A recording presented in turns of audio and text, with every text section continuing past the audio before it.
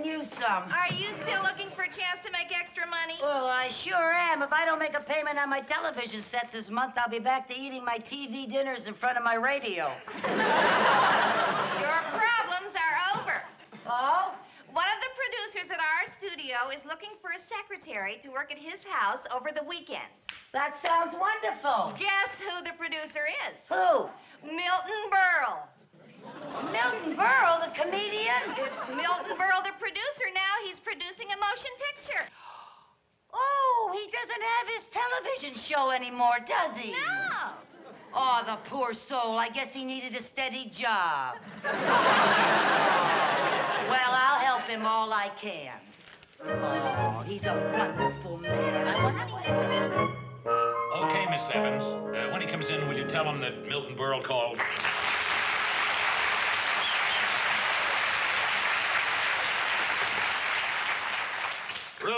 Ruth. Yes, dear.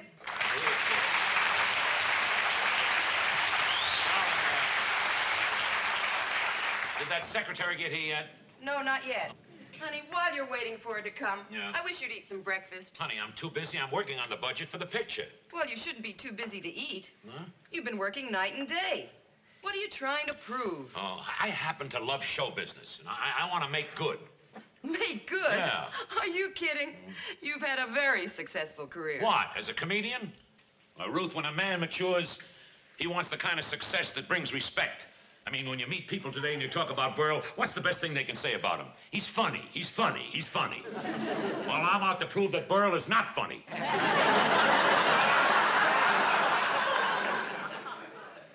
That's not a nice thing to say. I didn't say anything. That's what hurts. You love me too much to say it.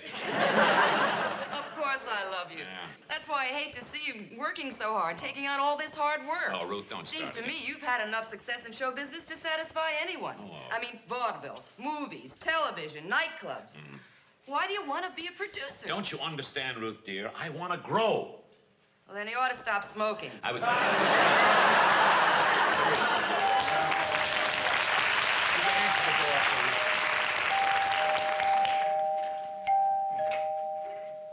Hello, I'm Mrs. Carmichael. Mr. Burrell's been waiting for you.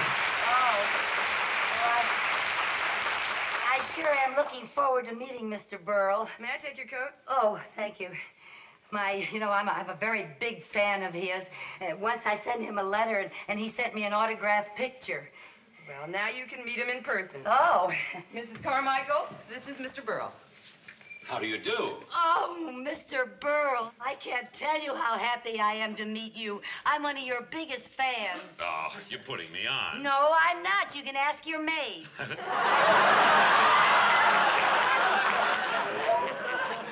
This is Mrs. Berle. Oh, I'm terribly sorry. I apologize. That's all right. Don't apologize. I'm still his maid. I have some shopping to do. I'll see you later. All right, darling. Goodbye, Mrs. Berle. Don't spend too much money, honey. Come on, we better get to work. Yes. Like a gag I used to do. All play and no work makes no jack. Oh, that's funny. It wasn't that funny. Oh, you're always funny to me, Mr. Berle. You know something? I used to just love when you dressed up as a hillbilly and you wore those funny clothes and you went, you remember that? I used to just die at you. Oh, I remember once you dressed up like a seal. You were wonderful. You went, You were a riot. Thank you very much, but I'd like to get some work done. Oh, Would you yes, sit sir. down here, please? Yes, sir. I just know working with you is going to be a ball. Well, thank you. Now, when you're ready, I'd like to dictate a letter to my director, Mr. Lou Jackson. Yes, sir. I'm ready, sir. Say, Dear Lou, regarding your letter of the 25th...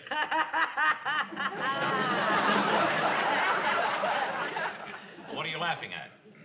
Oh, you always make me laugh. What's so funny about regarding your letter of the 25th?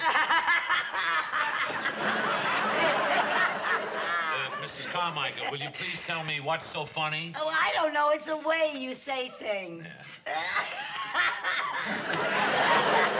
All I said said was regarding your letter of the 25th. I know.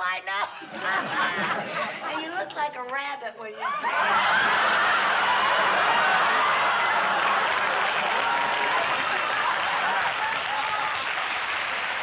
Now, let's get back to work. Yes, sir. I loved your suggestions, and I think that we should get Robert Wagner to play the part of the pilot. Oh, Robert Wagner's very good. Thank you. If you have any other ideas on this, let me hear from you. Well, I'll think about it tonight. I was dictating. Oh. Just sign that, yours truly. Would you do that for me? Yes, sir. And now I have another important letter, personal letter to get out, and it goes to this address right here. Mr. Marvin Kane, Beverly House of Fashion. That's yes, right. Sir. I want to order something for my wife. Next week is our wedding anniversary. Oh, congratulations. Thank you very much. Dear Marvin. What anniversary is it, Mr. Burl? 14th. Oh. Yeah. Dear Marvin, next week is my... Where did you meet Mrs. Burl? It was a blind date. Some friends brought her to my television show. I can still see her sitting out in the audience that night. She was wearing a beautiful black velvet gown, trimmed in ermine and a string of pearls. Fight. Your first fight? Yes. Well, what did you fight about? Well, I came out on the stage wearing the same outfit. Oh, my goodness. Well, if you had a fight on your first date, how did you ever get together? Would you really like to know, Miss Carmichael? Oh, I'd love to know. A dozen roses did the trick. Oh, that was sweet. Yes. It was the first time anyone ever sent me flowers. Wrapped in a girdle.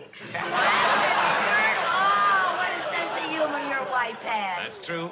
That's why I begged her to marry me. You begged her to marry you? Yes, I did. Oh, how Where wonderful. else could I get a part where the baggy pants comic winds up with the lovely leading lady? Oh, what a nice thing to say. Dear Marvin. I already have that. Anything wrong? Oh, no. I just think the way you feel about Mrs. Burrow is very touching. Well, she's my wife. Yeah, I know. But you hear about Hollywood and Hollywood marriages, you know. I've heard that sometimes stars are so involved with themselves that they're just not capable of loving anyone else. That's ridiculous. Look how I love Marvin. I've called him dear 6 times already. Oh, I'm sorry. All right, dear Marvin, next week is my 14th wedding anniversary, and I would like to order something very special for Ruth. A black velvet gown trimmed in ermine and a nice strand of pearls with matching earrings. Oh, Mr. Burrow, what a beautiful thought. Getting the same outfit she wore on her first date with you. Oh, no wonder you have such a great marriage. You're so sweet and so kind and so thoughtful. No, Mrs. Carmichael. Ruth is the one who's sweet and kind, seeing that I eat right, that I don't work too hard, sitting out in the audience and laughing at all my jokes. Believe me, that takes loyalty, real loyalty, especially some of the jokes I told in Kansas City. But you know, Miss Carmichael, whenever I'm sick, she brings me hot chicken soup. Oh? And when I have a fever, she brings me frozen chicken soup and puts it on my head. That's one of the jokes I told in Kansas City. And she laughed? She even applauded. Oh, she really loves you. Well, that's why I try to make her happy. And on our anniversary, I'll spring the gowns and the pearls and the earrings, all in such a way that it'll be a complete surprise. How? What are you going to do? I'll come down the stairs wearing the whole outfit. Oh,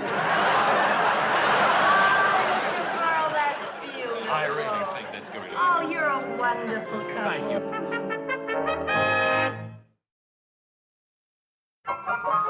Sorry, I got so wrapped up in work, I forgot about lunch. I'll heat some tea, and I'm going to look for something for a sandwich. Well, now, look, Mr. Burrow, you have a lot of work to do. How about letting me fix lunch? You think you can find your way around? Oh, sure. I love to look in other people's refrigerators. Really? I'm a medicine chest man myself. Oh, Funny. Mr. Burrow, you're funny. Thank you. Oh, look here. Some beautiful tomatoes and lettuce and... Oh, you know something? I make a wonderful Caesar salad. You do? Yeah, better than Julius. Caesar salad better than Judas. That's funny. Funny. You know where I can find a very large salad bowl? I'll find Any one. kind I'll of find salad. one right away. What's that? That's the front door, dear. Oh, I'll get it.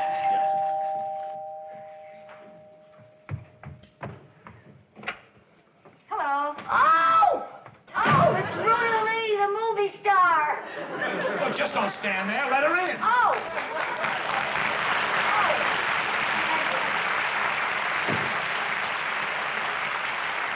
Ruda, you'll have to excuse my secretary. She didn't mean to kill your entrance. She just gets excited about movie stars. Well, it's good to see you, Ruda. Ruda is a friend of the family. Oh. Let's sit down. What?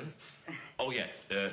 Ruda, this is my secretary, Mrs. Carmichael. Hello. How do you do, Miss Lee? I'm so glad to meet you. I go to see all of your movies. Do? Yes, some of them I see 2 and 3 times. Well, thank you. I never get enough of you, Miss Lee.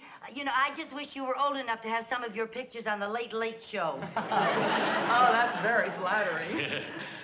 To me, it isn't. Let's sit down and get comfortable.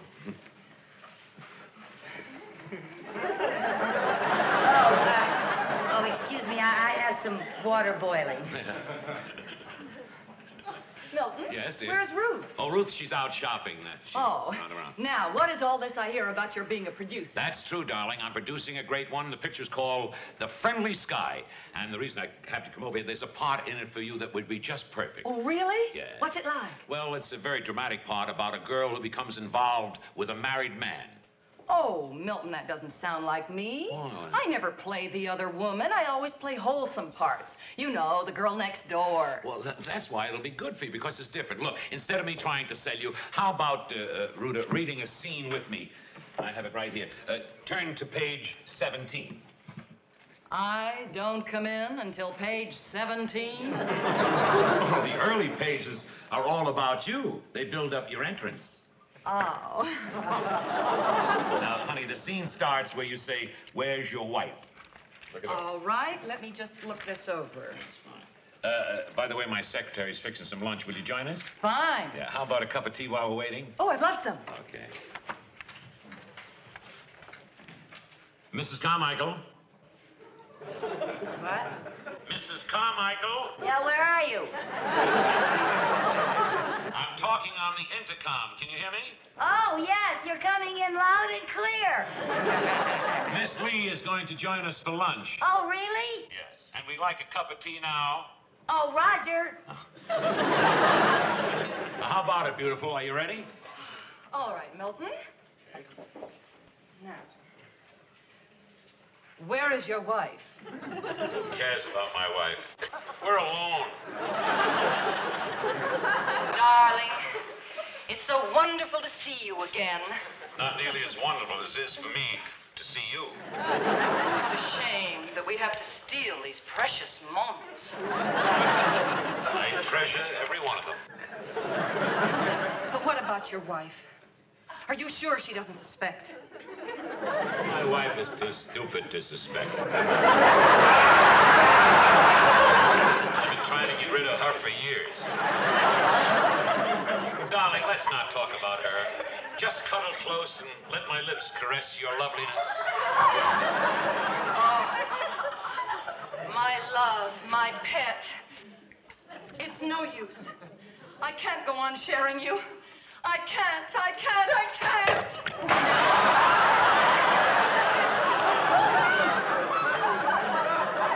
Mrs. Carmichael, what happened? I dropped the cream pitcher. Well, no use crying over spilt milk. That's very funny. It's very funny. Ruda, that's a wonderful part for you, am I right? Oh, I don't know, Milton. I'll have to think about this.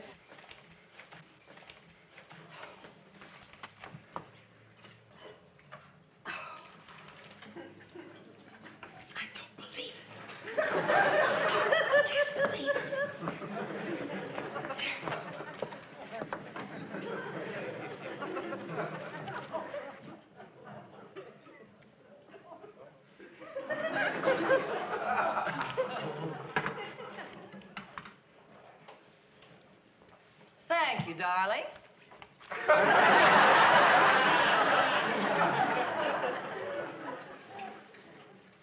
Thank you. Sugar. Mrs. Carmichael. I said sugar. Oh, I thought you were talking to her.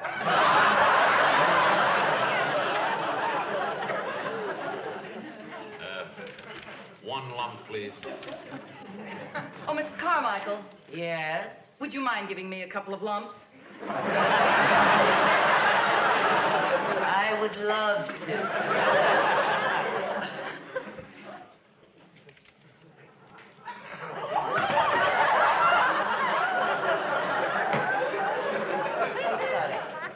All right. No harm done. I'll serve your lunch as soon as it's ready, sir. Mrs. Carmichael. Yes, sir? Would you care to join us for some tea? Oh, I wouldn't think of intruding on your privacy. She's a wonderful secretary, and she makes a Caesar salad better than Julius. Milton, that's a very funny line. It's mine.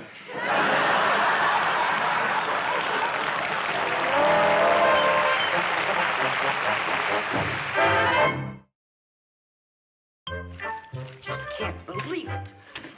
Thought he was such a nice man. Imagine that. I used to laugh at him all the time. I'll never laugh at him again. Tell him that. Fooling around with another woman when he's got such a wonderful wife.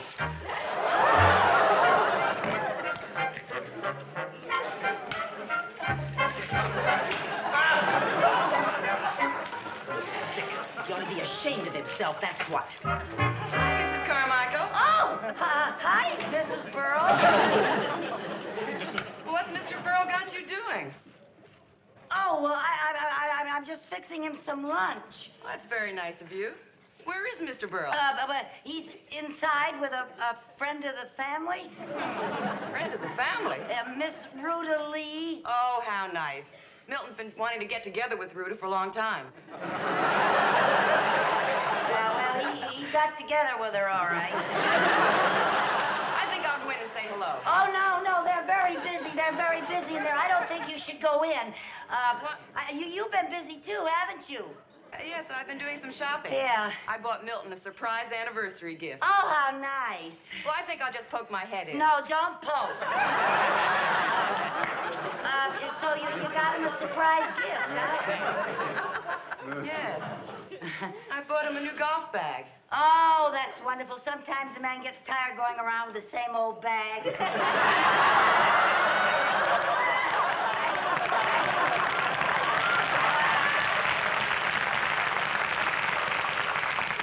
I mean, it's nice when a man has two bags.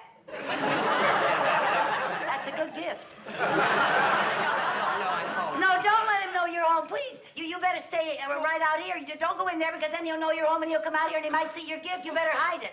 You really ought to hide this. Well. Yes, it's a beautiful gift. You don't want him to see it. If he knows you're home, he might come out here. Why don't you hide it upstairs? Maybe you're right. Yeah, I know I'm right. You know, I'm glad you're fixing Milton some lunch. He needs to keep up his strength.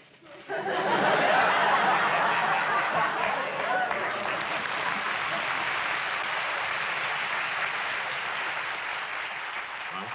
Milton, I just don't think this part is right for me. Why not?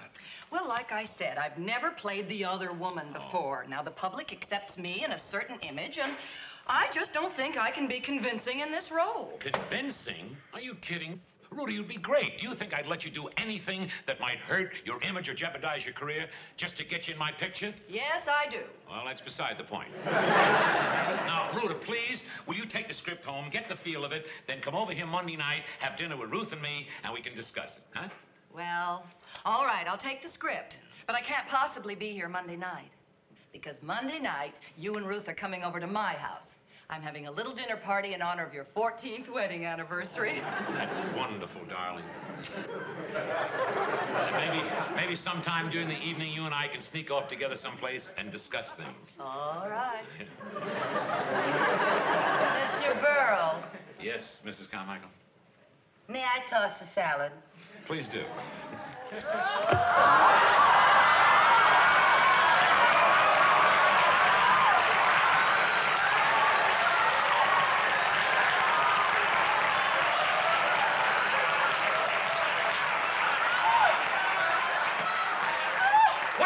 What's the big idea? What are you, some kind of a nut? You're the one who's some kind of a nut. Married married 14 years to a wonderful wife. A wife who worries about you, brings you chicken soup when you're sick, and laughs at your stale jokes in Kansas City. And what thanks does she get? You call her stupid and carry on with another woman. Another woman? Me? Don't act so innocent, you teeny bopper, you. I heard you over the intercom. Just cuddle close. Let my lips caress your loveliness. Oh, my love. Oh, my pet. I can't go on sharing you. I can't.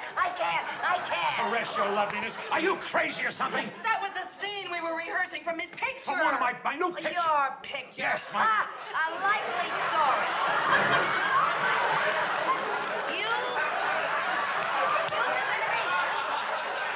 Listen to me. I can't see Listen you. to me. What is it, Mrs. Carmichael? What is it? You can't fool me like you fool your stupid wife. Stupid wife? Did somebody call me?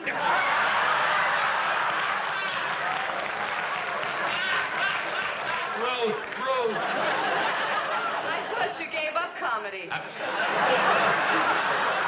Oh, I'm so sorry, Mrs. Burl. I tried to keep all of this from you, you poor little thing. Now, Ruth, this is an entire misunderstanding. I'll say it Yes, is. yes. Mrs. Carmichael overheard us rehearsing a love scene, and she believed it. You bet I believed it. I heard every word you said. You're not kidding me. Now, will you stop that? Give me that. This is a script. This is a script that we're reading. Don't you see these lines? Yeah, what script? Caress me, my love. Let me caress your loveliness. My love, my pet. My I cat. can't bear to share Yeah, you. read it. Look. Read it.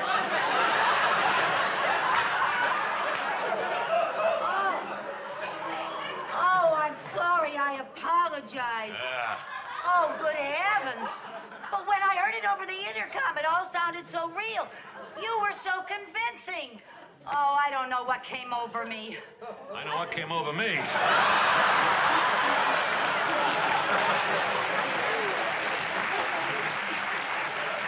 Mr. Burl, can you ever forgive me?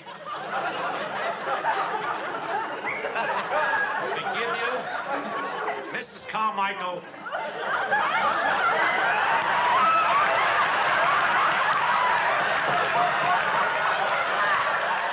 Mrs. Carmichael. I'll not only forgive you, but I want to tell you I love you. You love me? Yeah, because you believed Ruta as the other woman. Now, Ruta, this ought to convince you that you can play the part. Yeah. Oh, this is wonderful.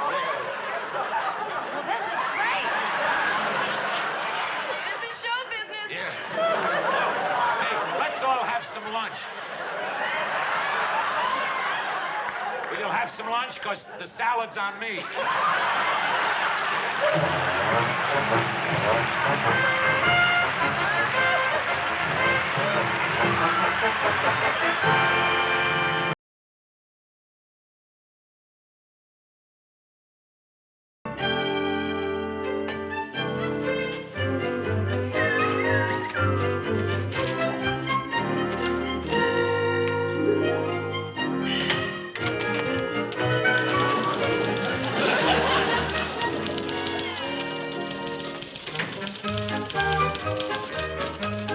You can relax, Lucy. It's only me.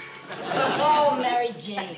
I thought it was Mr. Mooney. I want him to think I was working. Yeah, well, you'll never fool him that way. Why not? You haven't got any paper in the typewriter. Hey, did you see this afternoon's paper? No, why? Stacy's department store is having a big sale. Really? Oh, wow. They're really having a sale. Everything's more than half off. Yeah, half off. That bikini on that model looks it. Oh, that is a beauty. I'd love to have that bikini. Oh, Lucy, would you wear a bikini like that on a public beach? No, but I'd hang it on my clothesline. That ought to get me some action. Gee, everything's on sale. Appliances, clothes, furniture. Uh-oh. What? The sale is for one day only, tomorrow. So? So I have to work tomorrow. Well, so do I, but I'm going to tell my boss I've got a toothache. Why don't you tell Mr. Mooney you have to go to the dentist? No. I tried that a few times, and Mr. Mooney always insists on going to the dentist with me. You're kidding. Yeah? Yep, so far I've had 3 perfectly good teeth pulled. If I do it anymore, I won't have a tooth in my head. Well, why don't you tell him you've got the mumps? Oh, no. I've told him I'm sick too often. He just never believed me. He'd believe you if he saw you getting sick. What do you mean? While you're working this afternoon, act sick. You know, moan, groan, cry a little. Well, that won't work. I do that every week when he gives me my salary. But, Lucy, if he sees you getting sick right here in this office, he'll insist that you go home. Well, now, Mr. Mooney, he's not easy to fool. He's a man, isn't he? Yeah? Well, then he's easy to fool. If you play it smart, you see, you don't say you're sick. You just act sick. And then when he suggests you go home, you refuse. Refuse? Then when you refuse to go home, he'll insist you go home. He'll insist? Believe me, when Mr. Mooney sees you suffering, he's got to sympathize with you. After all, he's human. Let's not make any snap judgments. Well, it's worth a try. All right. I'll give it a try. I really would love to go shopping. You know I need a new refrigerator. What's the matter with the one you got? Well, you know, it has a capacity of 14 cubic feet, right? Yeah. Yeah, well, I got 1 foot of food and 13 feet of frost. Everything frosts up. Everything? Yeah, tonight for dinner I'm having a spaghetti popsicle. Oh. Would you like to join me? See you later. Okay. Bright and early now. If I can fool Mr. Mooney. Don't worry. It'll work. Do what I said. All right.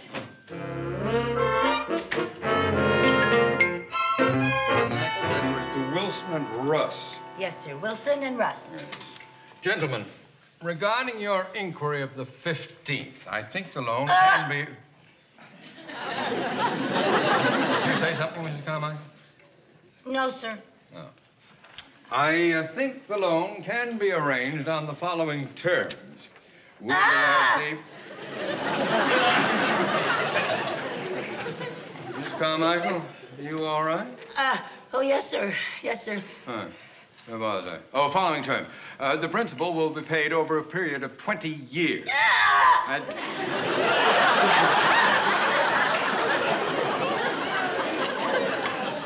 Are you sure you're all right? Oh, yes. I feel fine. Oh, well, perhaps you'd like to rest for a while. Oh, no, sir. There's work to be done. Oh, all right, then let's get on with it. Where was I? Oh, yes. Payments will be made semi-annually on the 1st of January and on the 1st of July each year. Mrs. Carmichael, are you in pain? Is it constant pain? No, only when I breathe. Well, maybe you'd like to go home. Oh, no, I'd rather stay. Let's just keep on working. I feel much better when I'm working. It takes my mind off the pain.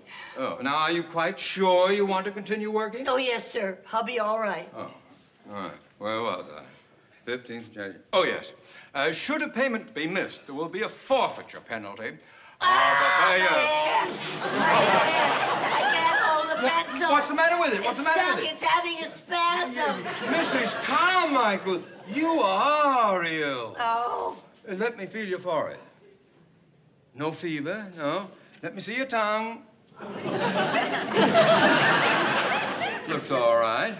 Let me look at those eyes. Oh. I hope whatever it is isn't contagious. Well, let's continue with the dictation. I'll write with my left hand. Mrs. Carmichael, please, go home. No, I want to stay. I want to stay. I want to work. I want to work. I want to work. Mrs. Carmichael, I think you ought to go home. No, I want to stay. I want to stay. Mrs. Carmichael, I insist that you go home. Oh, well, if you insist. Thank you very much, Mr. Mooney. Don't very mention thoughtful. it. Don't mention it. And if you don't feel well tomorrow, don't come back to work. No, I won't. I won't.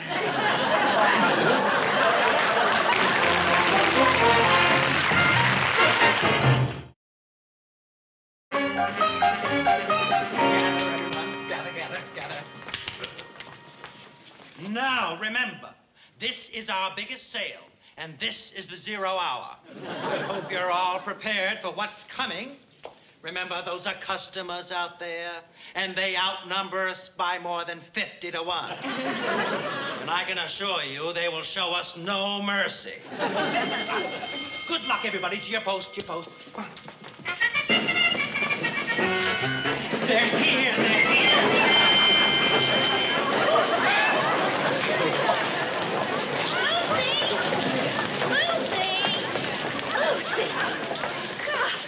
Oh, I haven't been mauled and crushed like that since my first blind date in high school. Good heavens. Come on over here. Look, the Jiffy automatic stove. Set the timer and it turns itself on and off. How do you like that? You don't even have to be home to burn your dinner. Boy, cooking is so easy now. They've got instant cream, instant coffee, instant milk, instant this, instant that. Yeah, everything but instant money to pay for it. Oh, boy. Oh, hey, I see the juicers I want over here. What? The orange juicer.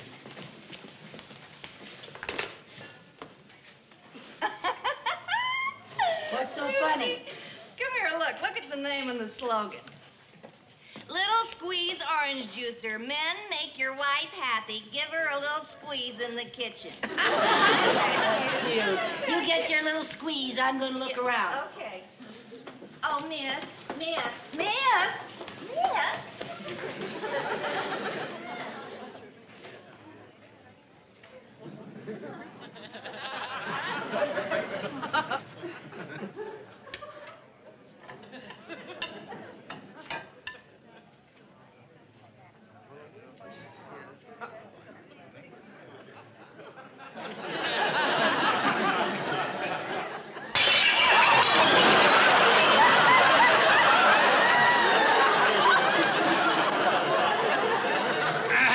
Why did you break that dish? Well, I'm sorry, but it said try our unbreakable dishes, so I just picked them up and I just tapped. You did it again. Well, for heaven's sake, why does it say unbreakable when they're breakable? Those are unbreakable. These are imported china. Unbreakable. You should know. These are the unbreakable? Guaranteed.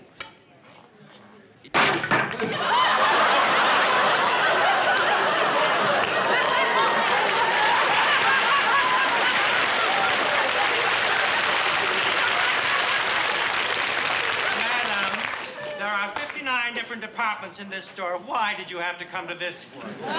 Never mind. Now, just what kind of dishes do you want? Well, I don't want any dishes. You don't want dishes. No, I came in here to buy a refrigerator. The refrigerators are over there. Oh, well, thank you.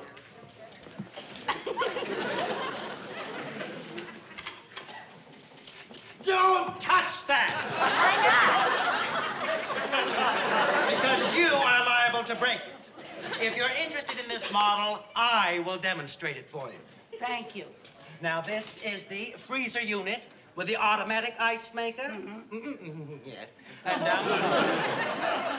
the vegetable crisper, latest design. So is the meat freshener. Shelves slide in and out easily. It has a 5-year guarantee, and it comes at the amazingly low sale price of only $299.99. $299.99. Yes. Is Madam interested in making a purchase? Well, Madam is, but Madam's budget isn't. I'll have to think it over. May I have your card in case I decide on anything? Very well. Thank you. Hi. Oh, did you get your squeezer? Yeah, did you find a refrigerator you like? Yeah, I found one I like. But it's $299.99. Oh, that's a lot of money, but isn't that beautiful, Yeah, Lucy? and it's got all the newest gadgets. Yeah. Look. I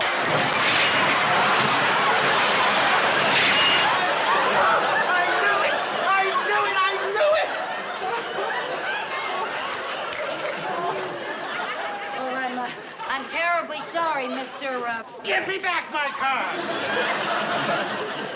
I don't want you to even know my name. got to know your name in case I decide to buy a refrigerator. I won't know whom to ask for. Good. Please, madam, just don't buy a refrigerator. Why? Eat warm food. Go to another department. I don't... Please, go. They're so emotional. No wonder they're having a sale. Everything's broken.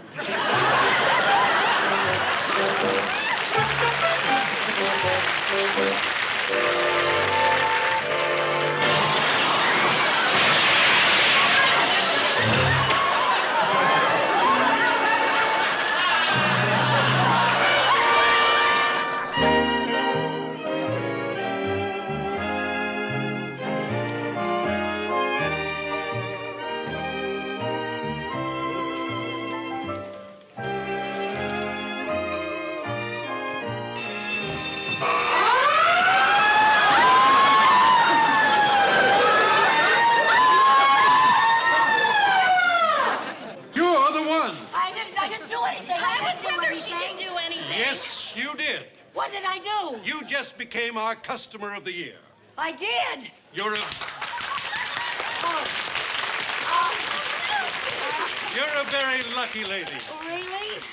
You're the 10 millionth customer to enter this department. And you've just received a great many valuable gifts. What did I get? Well, you got a set of golf clubs. Golf clubs? A set of luggage. Oh. A washing machine, a dryer, a dishwasher, a color television set. Oh, for heaven's sake, a color television set. And this beautiful refrigerator completely stocked with food. A refrigerator, that's what I came in here to buy. That's what you came in to buy, That's the a one thing that I refrigerator. wanted to... And You're I a wanted very all this- lucky lady. Oh, I certainly am. Nothing like this ever happened to me. Oh, and you're lucky too, Mary Jane. I am? I'm going to give the color TV set to you. You're going to give it to me? Yes, but we'll keep it in my apartment. And then you can come down and watch it anytime you want, and you can eat from my completely stocked refrigerator. Would you please give me your name and address? Yes, Lucille Carmichael. Oh, where do I live? Gower Street, Glen Hall Apartments. Yes, 780 North Gower Street, Hollywood. And you're a housewife. I am? Oh, yes. Yes, I am. Yes. I do take care of my apartment, but I work during the day at the Westland Bank. A very fine bank. Oh, the best bank in town. You may quote me. Mrs. Carmichael, Yes? our photographer is here. Your photographer? Would you mind having your picture taken while I congratulate you? Oh, I didn't expect to have my picture taken today. Well, my hair must be a mess. Good heavens, that bulb is so bright, all I can see is a big blue blob. Thank you, and congratulations again. Well, thank you. Your prizes will be delivered in a few days. Oh, really? Oh, thank you very much. And remember to buy tomorrow's newspaper. Your picture will be in it, and a story all about you. Oh, really? Oh, I want to tell you, it's the most exciting thing that's ever happened to me. Thank you. You're Thank very you. welcome. Oh, Thank you. Lucy, your picture's going to be in the paper. Gee, I'll be famous. Everybody will see my picture. Mr. Mooney will be so proud. And when I... Mr. Mooney, no. if Mr. Mooney sees my picture in the paper, he'll know I wasn't sick. Or maybe you'll get lucky and he won't read the paper. No chance. He reads it every morning the minute he gets in the office. Well, you've got to stop him from reading that paper. I know what I'll do. I'll hide his glasses. Good idea. No, it isn't. He doesn't wear glasses. I know. I'll get to the office before he does and get rid of the paper. Or would you want me to call you and wake you up? Don't worry about it. I'll be awake all night. If he sees that paper, he'll kill me. Lucy, the most he can do is fire you. I know, Mr. Mooney. He'll kill me and then fire me.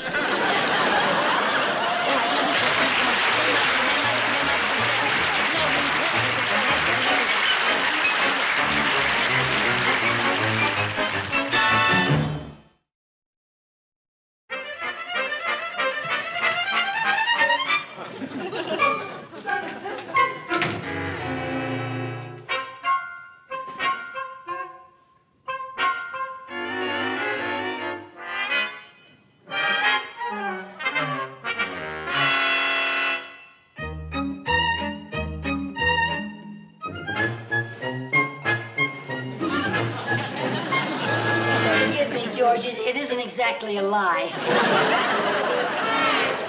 George!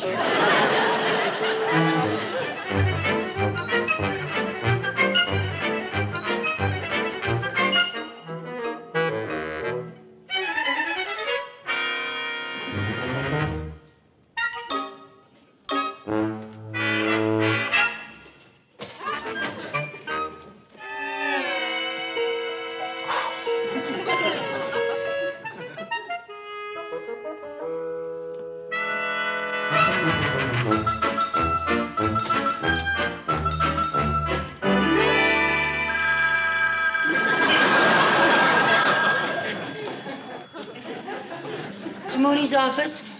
Oh. Hi, Mary Jane. Yes, I just hit it. No, he's not here yet. Well, thanks. Yeah, I just saw it. Yeah, I thought it was a nice picture.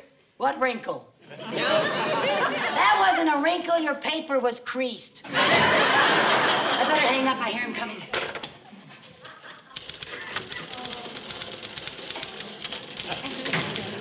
Well, Oh, good morning, Mr. Mooney. good morning, Mrs. Carmichael.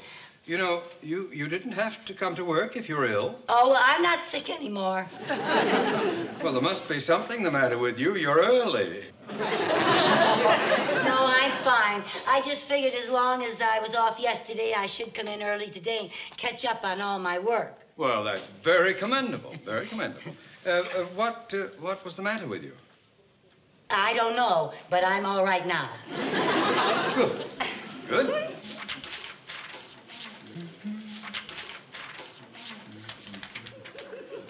Mrs. Carmichael, Yes, Mr. Mooney? where's my newspaper? Where's your newspaper? It isn't here. It isn't here? Where is it? Where is it? Was your mother frightened by a parrot? Now stop repeating everything I say and help me find my newspaper. Well, Please. why don't you forget about your newspaper and let's just get to work? No, I just don't feel right unless I read my morning newspaper.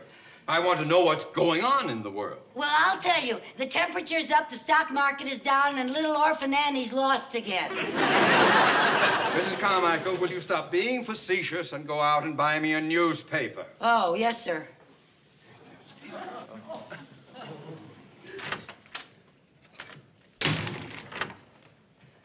There are a lot of newspapers. Yeah, Mr. Mooney, you know you read too much anyway. What? Yeah, you're always reading. You know, the bank reports, the stock market charts, and the fine print and the mortgage papers, and you're just straining your eyes. They're all bloodshot. My eyes are not bloodshot. How can you tell? You're seeing them from the inside. Mrs. Carmichael, I'm doing this for your own good, Mr. Mooney. Really, you do. You work too hard. Rest your eyes for a change. It'll do you good. Well, maybe you're right. You know, I have been getting headaches lately. I know. You've been getting headaches ever since I came to work for you. Oh, true. Oh, I didn't mean it that way. I don't think that Mrs. they all... Carmichael, I appreciate your concern. All right, I'll skip the newspaper this morning. Good. Now, can we get to work? Yes, sir. Lucy, Oh, hello, Laurie. this picture of you is just wonderful. Goodbye, Laurie. The prizes you won. Yeah, goodbye, Laurie. Just a moment. What picture of you? Oh, it's nothing. Laurie was just going, weren't you, Laurie? Goodbye. She's going, but the papers say. Westland Bank employee wins fabulous prizes. Yeah, that's not my picture. Really, Mr. Mooney. See, I got red hair. Her hair is black. So you were sick yesterday. Answer me! Were you sick? No, but I am now. And you played me for a sucker. No, I... And that act you put on pretending to be sick. Oh, my hand. I got on the bed. I want to stay. I want to work. And like a fool, I let you get away with it. I'm sorry, Mr. Sorry Mooney. isn't enough. To begin with, you will not be paid for yesterday. And the only reason I don't fire you is because I'm such a sweet guy.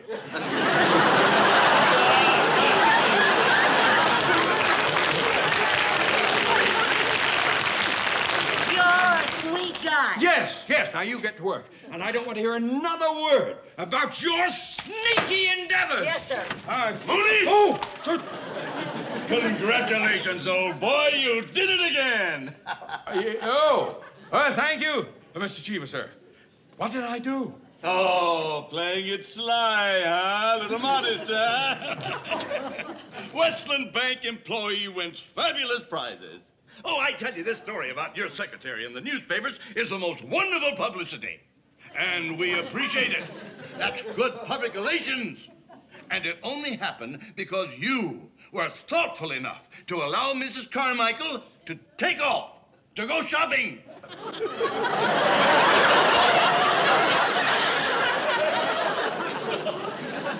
That's because he's such a sweet guy.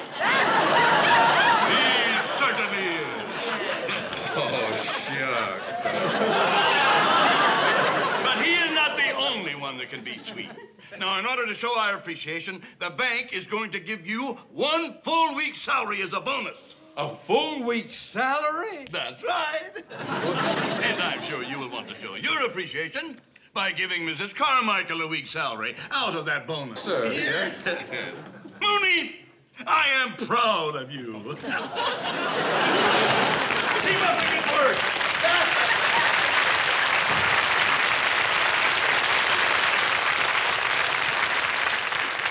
Gee, a whole week's salary for me. Thank you, Mr. Mooney.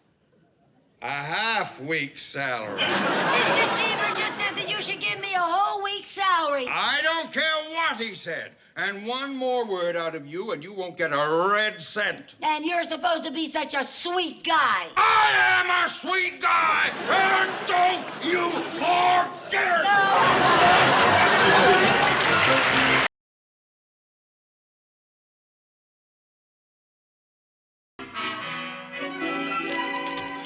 Good morning, Mr. Mooney. Good morning. Do you have the mail? Well, I certainly have, right here. I've been waiting for it, you know. You're late. You're late. Oh, I'm sorry. Open this one. It looks important. Yes, You better sir. open that one, too. Why you can't get here on time, I'll never know. Oh, I'm always sorry, here on Mr. time, but I'm Mooney. never late. Not me. Not that late, I'm Mr. here Mooney. right on the spot all the time. Yes. Oh, I wonder. Wow! Wow, what? This letter's from Mr. Cheever. Oh, Mr. Cheever, huh? Oh, does he want to know how I'm handling things here while he's back east? No. No. No, listen to this. Dear Mooney, Monsieur Jacques Dupre will arrive in Los Angeles on Monday, and I have suggested that he visit you in your office. He's coming here. He's coming right here. His company is scheduled to produce pictures in Hollywood. I am most hopeful you can land the account. Yours truly, Mr. Cheever. What do you think of that? Well, I'm delighted to have the opportunity to accommodate him. Are you a fan of his, too? As long as he is president of this bank, I will be a fan of Mr. Cheever's. I meant, are you a fan of Jacques Dupre? Who is Jacques Dupre? Who is Jacques Dupre? Why, he's one of the most famous movie stars in France. Well, when is this movie star coming? He arrives on Monday. That's today. Oh. He might be here any minute. Oh, yes, any minute. Well, pick up the letters. The place looks like yes, a mess. yes, For yes. heaven's sake, I want to make a good progress. All right, hurry up. Come in. Bonjour, bonjour, bonjour, bonjour.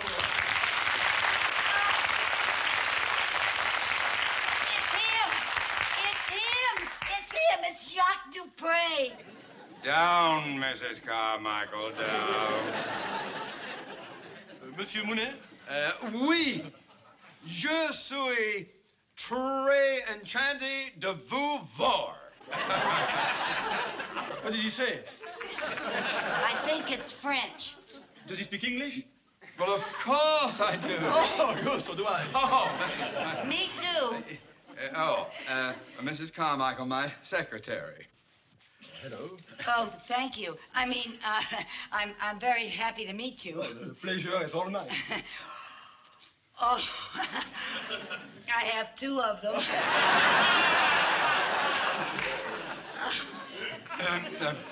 Won't you sit down, Mr. Dupre? Oh, thank you.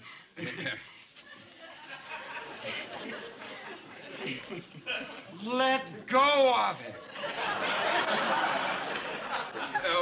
Mrs. Carmichael is such a big fan, she gets carried away. Oh, I am flattered. Yeah. Mr. Cheever wrote me a letter and told me, will you go and sit down? Mr. Cheever told me you might be interested in the services of our bank. That's right. Well, wonderful. I can assure you that all of our facilities are at your command. Yeah. I'll handle this. Now, what can I do for you? I have a few checks drawn on my bank in France, and I wonder if you would cash them for me. Well, I'll take care of the matter immediately. Yes, indeed. It'll be a pleasure. Mrs. Carmichael? Yes, sir. Perhaps Mr. Dupre might like to look at a magazine while I'm gone? Oh, Oh, I must say it's a great pleasure having you here in my office. thank you, Mr. Mooney. I was talking to him. Oh. Mr. Dupre, I have a fan magazine here, and it has a picture of you in it. Would you give me your autograph, please? Oh, I'd be delighted to. Here's a pen. Now, your name is Mrs. Carmichael? Oh, would you make it out to Lucy? Oh, well, let's say, how about if I write warmest regards to Lucy? Fine. Whose irresistible charm and intoxicating beauty incites the hearts of men to overflow with a romantic inclination. Oh! Oh, that's lovely.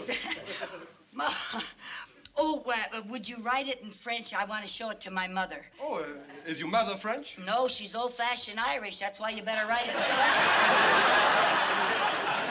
Oh, you know something? I saw you 3 times in Kisses at Dawn. Oh, did you like the picture? Oh, yes, I just loved it. But you know something?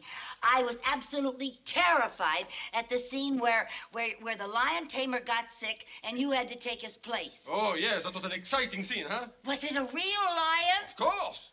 Weren't you scared? No, because you see, before the lion was brought into the cage, the director insisted on using tranquilizers. Tranquilizers? Oh, they doped the lion. No, me. Oh, well, I still think they were crazy putting a big star like you in a cage with a real lion. Oh, no, you see, because the lion tamer told me what to do. Whoa, what'd he say? Yes, well, you see, I had a whip. Uh-huh. See? And I had a chair. Oh. See? Now, the idea is to confuse the lion. Oh, You see? really? Yes. Now, you do that by yelling. Oh. Uh-huh. And by cracking the whip to distract him. Oh. Like this. Oh, yes, I've seen him. Yeah. Now, when the lion raises his paw, Uh-huh. raise the chair to block off his vision. Oh. You see? Uh-huh. Yeah. Now, take your hand and paw at me. Oh, you mean make like a lion? Right. Oh. Yeah, go.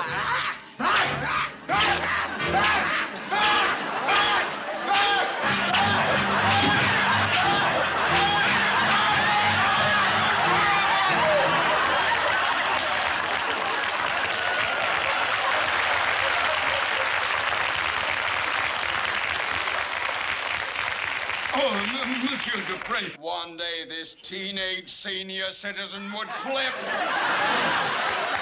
No, monsieur, it's not her fault. Huh? No. I was just explaining to her how I once played the role of a lion tamer in a motion picture. You see? Oh, here's your money, Mr. Dupre. Oh, thank you. Excuse me. Oh, thank you.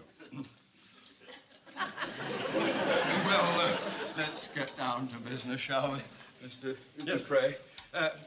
Mr. Cheever tells me that your company is going to make a picture here in Hollywood.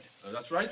Well, our bank has had a lot of experience in that field. I'm sure you'd be more than satisfied with our services. I'd be quite interested. Wonderful. Then all we need from you is a formal letter of agreement, and we can close the deal right now. Fine, but I must go back to my hotel right now. I'm expecting a few calls from Europe. Oh. But perhaps you could send a secretary to my hotel, and I could dictate the agreement. Yes, indeed. Of course I could, and I have just the girl for you. Oh, Mr. Mooney, you're a doll. Not you. I could go over on my lunch hour. Now, Mrs. Carmichael, But, Mr. Mooney, it's my lunch hour, and I'm really a very fine secretary, Mr. Dupre. Well, I'd be delighted to have Mrs. Carmichael. See? Well, of course, anything you say, Mr. Dupre. Well, I hope it's not unfair to ask you to come on your lunch hour and work at the hotel with me. It is my pleasure. Oh, you are so nice. Oh. You are so generous. I don't know what to say.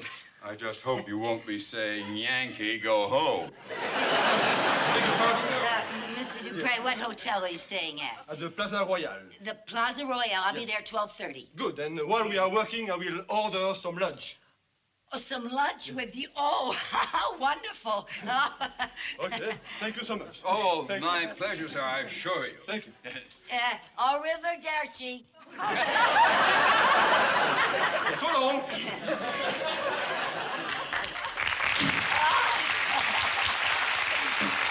Oh, Mr. Mooney, hasn't this been a morning? Yes, and before it's completely shot, let's get to answering the mail, shall we? Well, can't we do it this afternoon? I have to get over to the hotel. You're not due there until 12:30. Well, I have to go home first. Why? Well, I don't want him to see me like this. Back to your death. Mr. Mooney, I want to go home. Change my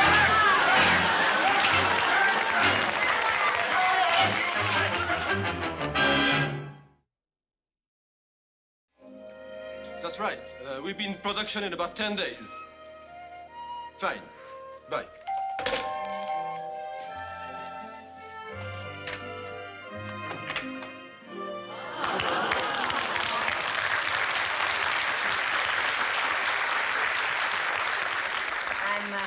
I'm sorry I'm a little late. Oh, it's all right. It's all right. Oh. You look lovely. Oh, thank you. I like to be comfortable when I work, so I just ran home and tossed on this little old thing. Very chic. Thank Please, you. come in. Sit down. Oh.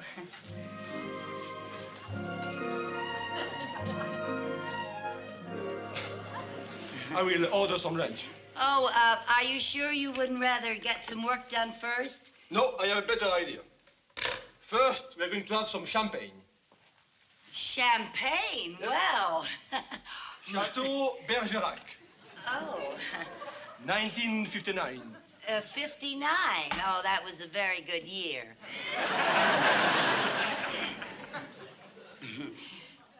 But what about our work? Oh, it will still be here. That's one thing about work. It never runs away. Touche. You speak French. Well, I do, don't I? Here. Oh, thank you. Thank you. My, I've worked for a lot of people, but I've never had a job that you drank champagne on. Well, a secretary as charming as you invites hospitality. Oh, thank you. Thank you. Good? Oh, it's delicious. Oh. Gee, when I saw you in the movies, I never dreamed that I'd be sitting here with you, drinking champagne and talking French. C'est la vie. Pardon? C'est la vie. Oh, hinky-dinky parley-vous.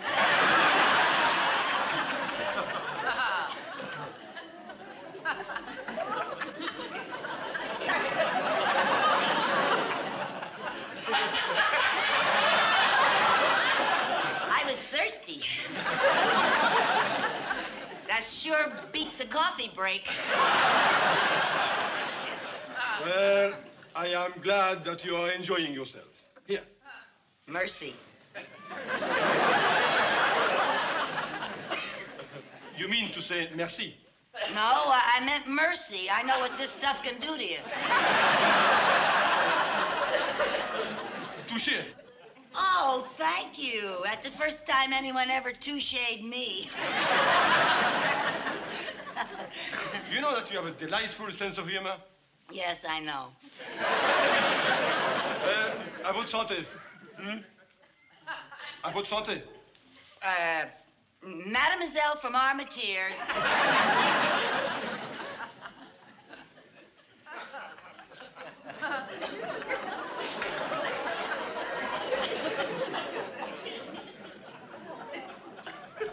Good. It's very good.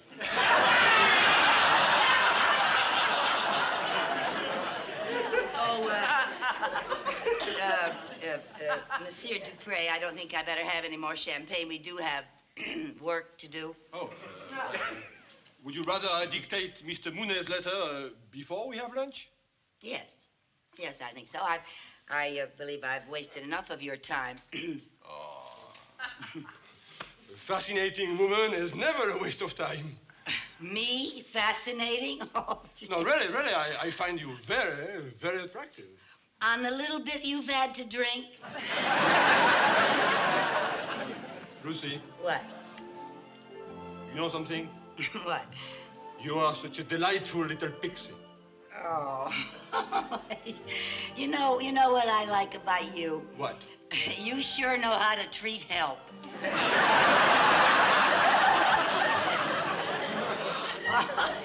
Oh, and I do dig these crazy fringe benefits. But we better get started with our work. All right. Whatever you're going to do.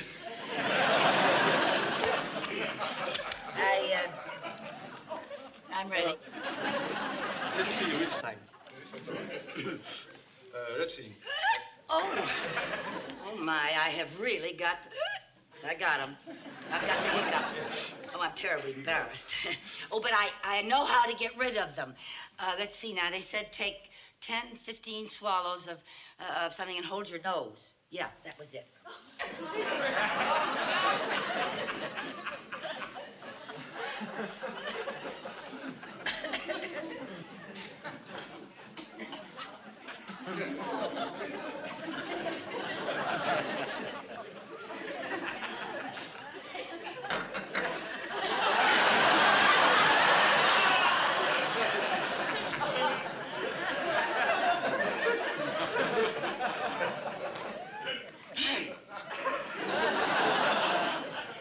There. That ought to do it. Where are you? Oh. You feel better? I feel fine. Good. All right, let's get on with the dictation, huh? All righty.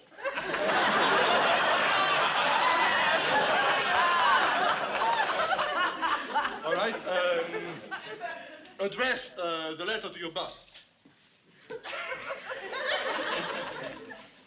Dear sir, the following is a letter of agreement Monsieur between Dupre, Yes? did you say address this letter to my boss? Yes. What's his name? Mr. Mooney. Ha! That's right. That's right. The following How is... can you remember that with all I've had to drink? Huh? All right. The following is a letter of agreement between the Dupre Production Company and... I don't know what's the matter. I can't believe this. Well, what is it? This has never happened before. My ballpoint pen has never failed me before. You've got it upside down. So I have.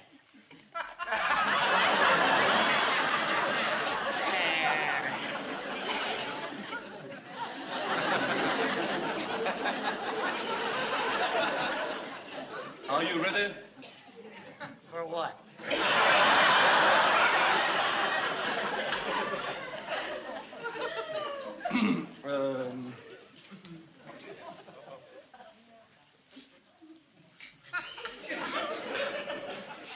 I think you better have some black coffee. Black coffee? It will make you feel better. I am perfectly all right. I assure you I'm doing my job. I am a very competent secretary. Yeah, of course you are. But if you are going to try to take dictation, I think better you should have some black coffee. I don't need any black coffee. I'll be all right if you'll just hold the room still.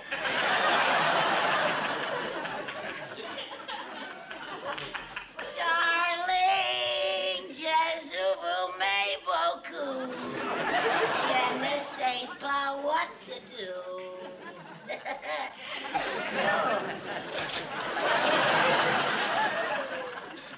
You know what? I've never been on such a big boat before. Boat? Yeah, what time do you sail? Sail? You know, the off, I wound up in Catalina. I better get off here before they pull up the gangplank. Bon voyage! What about the letter? The letter?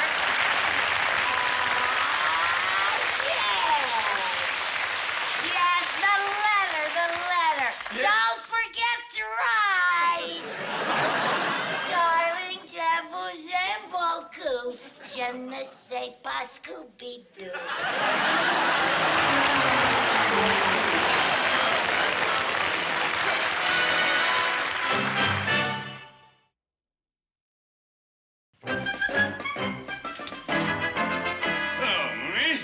Mr. Cheever, sir. I didn't expect you back so soon. Well, that's the jet age for you. Oh, yes.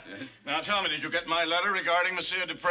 Oh, yes, I did. And he was in my office this morning. Well, I hope you made a good impression upon him. This could be the biggest deal of the year. Oh, yes, I think I did, sir. As a matter of fact, my secretary is over at his hotel right now getting a letter of agreement. And when she gets back with that letter, the deal is in the bag. Oh, that's fine. Good boy. I knew I could count on you. Oh, thank you, sir. How about a cigar?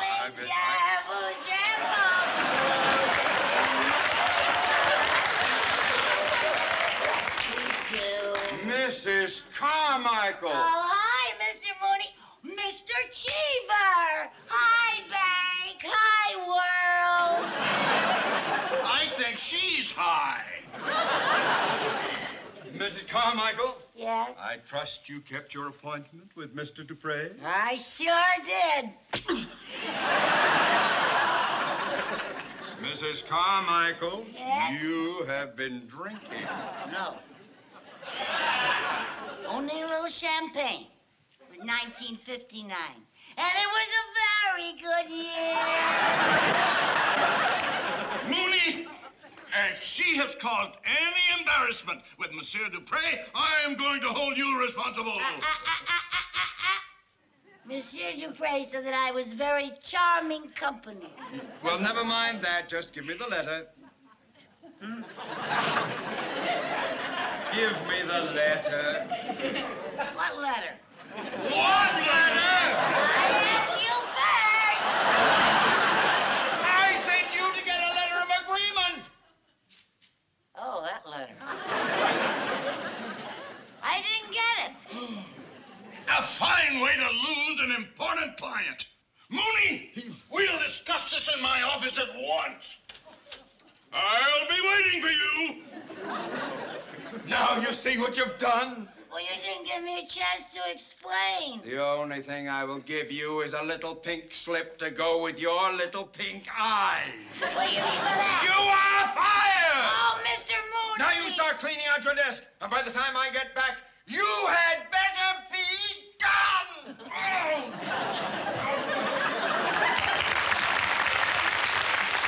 When I get back, you had better be gone.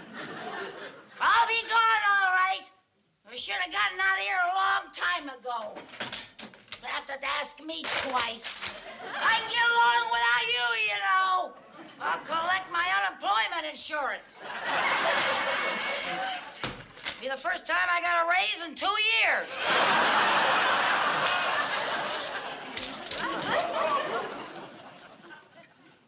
Oh, Mr. Dupre. I was worried about you after you jumped ship.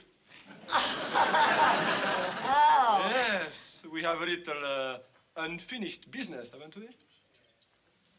Oh? Yes. Here's the letter. Oh, that letter. Great thing I've ever come across in my life. Think of it, slaving my fingers to the bone. And another thing, do not expect a letter of reference. No, Just pack up and go. Mr. Dupre! Oh, Mr. Dupre! I dropped in to give Mrs. Carmichael the letter of agreement. Oh, the letter. Yeah, we got it. Well, Monsieur Dupre, I am delighted. Sir, how would you like to have lunch with Mr. Mooney and me? Well, I'm sorry, gentlemen, but I already have an engagement lunch with Mrs. Carmichael. Mr. Michael? Oh. But remember, no more champagne. Oh, of course not. You've had too much already.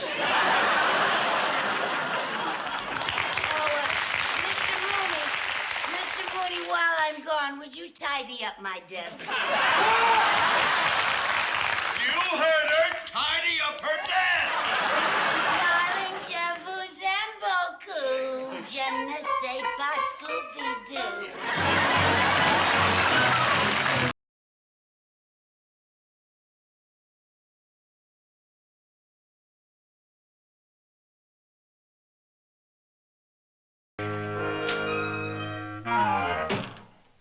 Never on time, always late, always. Do about that. Late.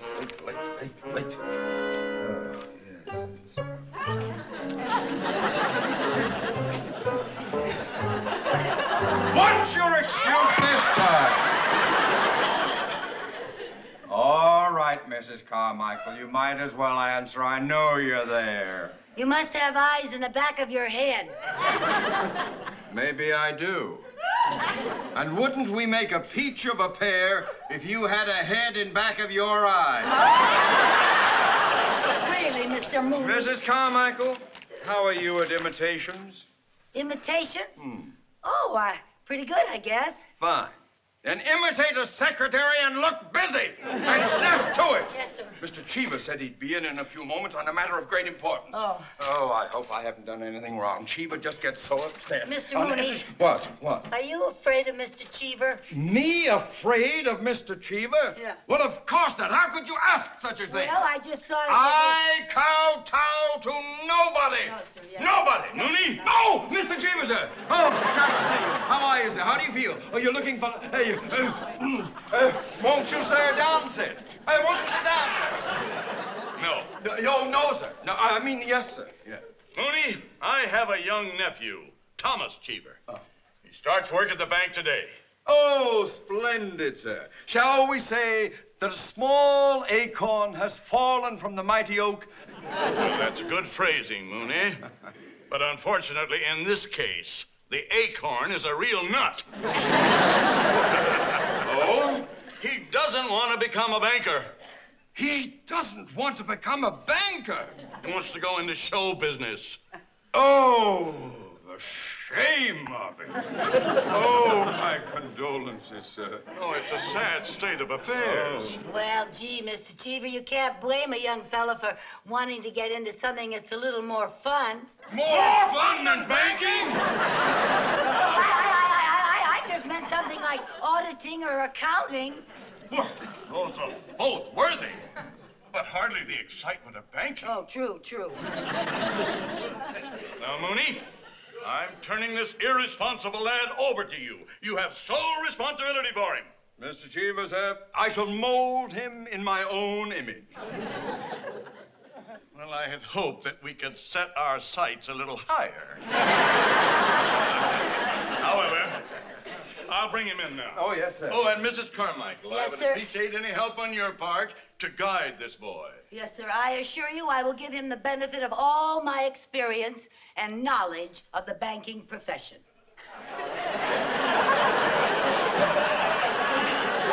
Come here. Us?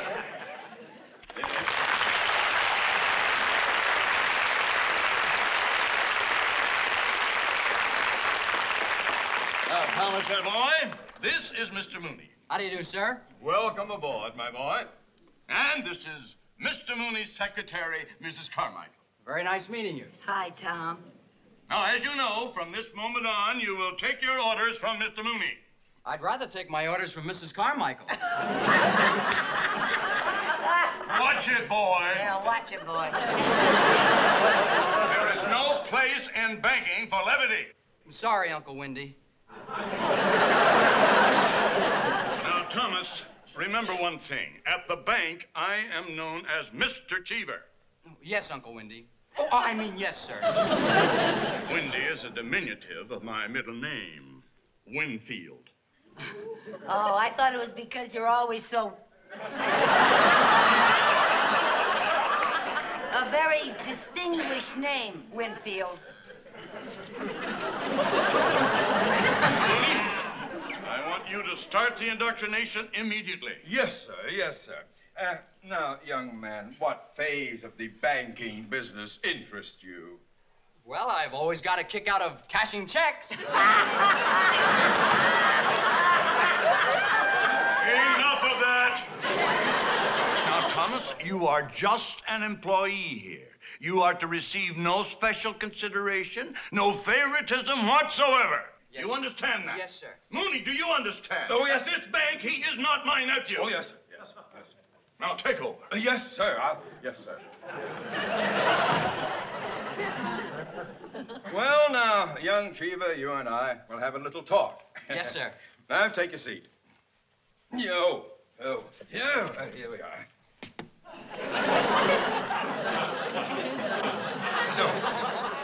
Now, despite the fact that your uncle owns the bank, you will be shown no special consideration. Is that clear? Oh, yes, sir. And another thing, do not Are you comfy? Fine, thanks. Good, good. Now, don't expect any personal privileges. You will be treated just like any other employee. Well, that's the only way I'd want it, sir. And that's the way it's going to be. Just another member of the crew getting no special attention. Now, Mrs. Carmichael, you heard what I just said. I trust that you will cooperate. Oh, absolutely. No special attention. Right. Oh, Mr. Mooney, I think his light is going out. Oh, forgive me.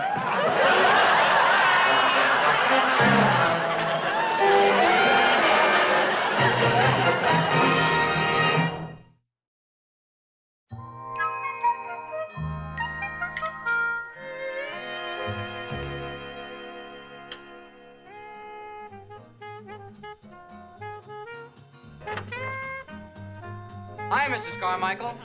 Oh, hi, Tommy. Come on in. Pull up a chair.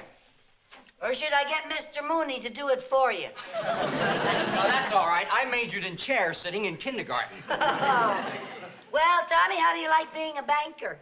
No, I don't know. I think it's real bad casting for anyone with acting ambitions. Yeah. You know, Tommy, Hollywood is filled with people who think they're actors. Even me. You? Yeah. When I first came out here, I wanted to be an actress. Oh, really? Yeah. Took me a long time to realize that I just did not have it. Well, everybody can't be another Annette Funicello.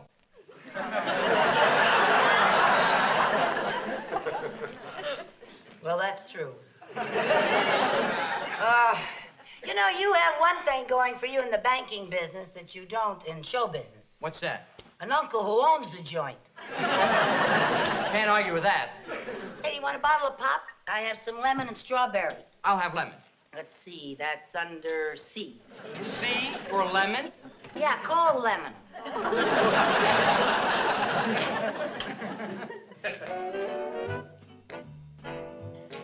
Oh, that's one of my favorite numbers.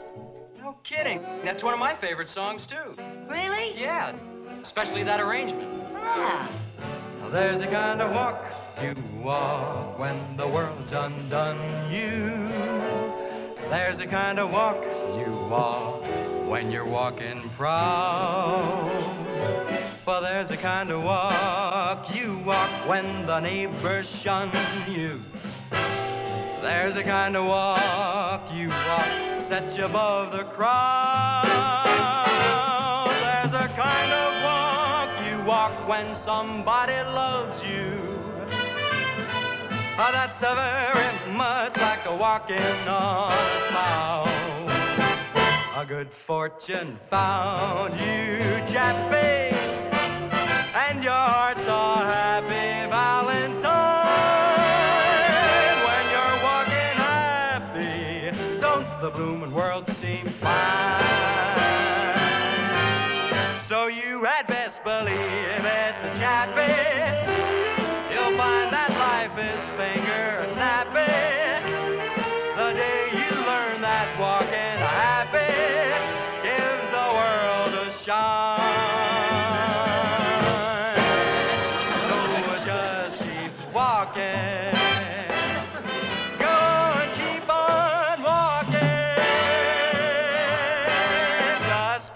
walking.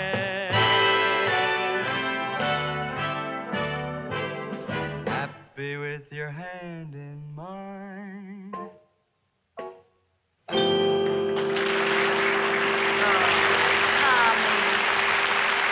That was darling. Gee, Tommy, what a voice. You are sensational. You didn't tell me you could sing. Well, I never thought my voice was any more than average.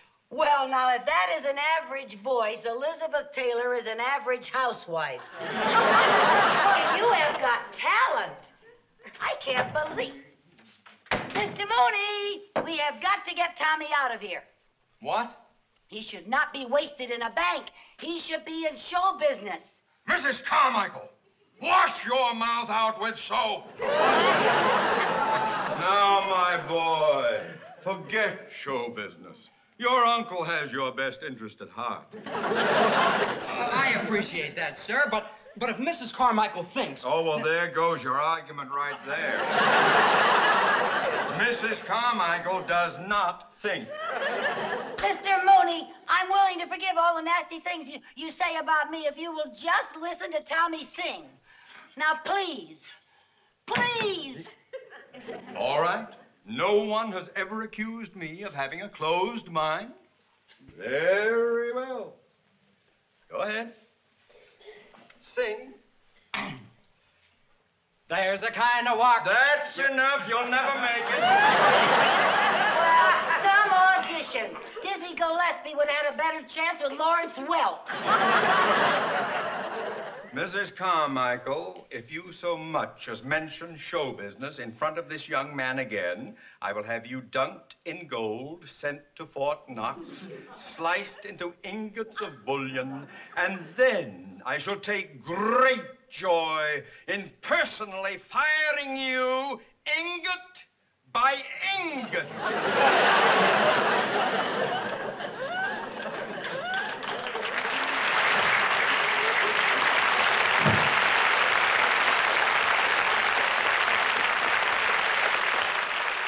Ingot by ingot. Who's he think he is, Goldfinger? Mrs. Carmichael, look, I really appreciate your interest, but I don't want you getting into trouble. Oh, who needs this job? I'm getting my Social Security in another 40 years. Anyway, I think you're so good, I'm willing to take the risk. Oh, thanks, but I don't think that it's... Tommy, you know what? We got to get you an audition. An audition? Yeah.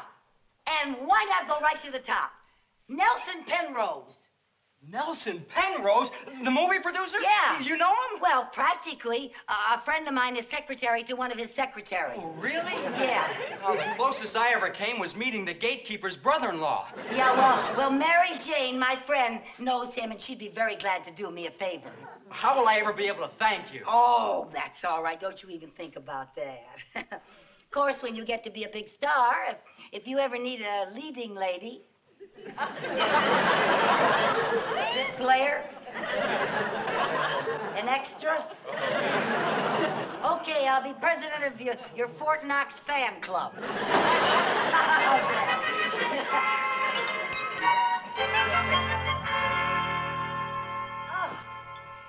what a good dinner. Thank you.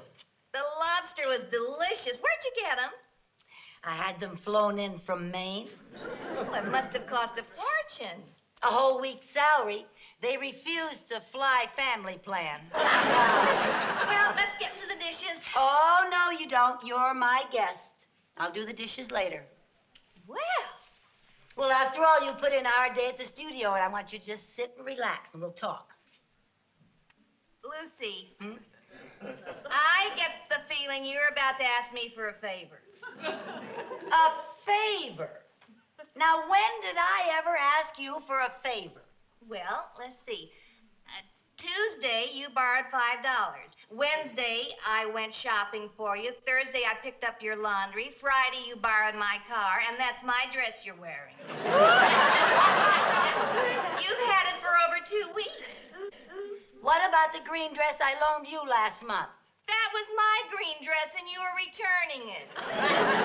Oh, you got a memory like an elephant. And an appetite to match. Okay, what's the favor? Mr. Cheever's nephew down at the bank has the greatest voice you have ever heard. He is just sensational. He sings up a storm. He's a natural personality and everything. And you've just got to arrange an audition for him with Mr. Penrose. An audition for Mr. Lucy, you didn't have to go to all this trouble for that. All you had to do was just ask me. You'll do it? No. No? No. Well, fine friend you are. Honey, I would be thrown right out of the office if I even mentioned audition to Mr. Penrose. He never auditions anybody. What do you mean he never auditions anyone? I've seen his pictures. He's always bringing out new talent. Well, true, but you can't bring people to him. He likes to go out and discover talent himself. Oh, he's his own talent scout, huh? Yeah, you wouldn't believe where he'd find some of his stars. Where? Car washes, laundries, bowling alleys. One was a hostess on a live bait boat. A live bait boat. In fact, last month when Mr. Penrose got hit by a truck, instead of suing the driver, he signed him up. Hey, Tommy's got a car. Where does Penrose do his walking? No. Wait a minute. What? Do you know where Mr. Penrose is going to find his next star? Where? In our bank. Your bank? Yes. Now, let's see. How am I going to get Mr. Penrose over to the bank? He's a client, but he doesn't come in very often. I know. I'll call him and tell him somebody forged his name on a check. And then he'll have to come in to verify the signature. Yeah? And then what? Well, I'll have Tommy ready to audition for him. I'll get some of the people at the bank to help me. Yeah? And then Penrose will discover Tommy. Tommy will be signed for pictures, and I will be president of the Fort Knox fan club. Never mind, it'll work. Lucy, you've got the most conniving mind west of the Mississippi. And I'm proud to be your friend. Well, thank you. Would you like to prove that? Sure, what do you want me to do? The dishes. What do you think you are, company? Come on now.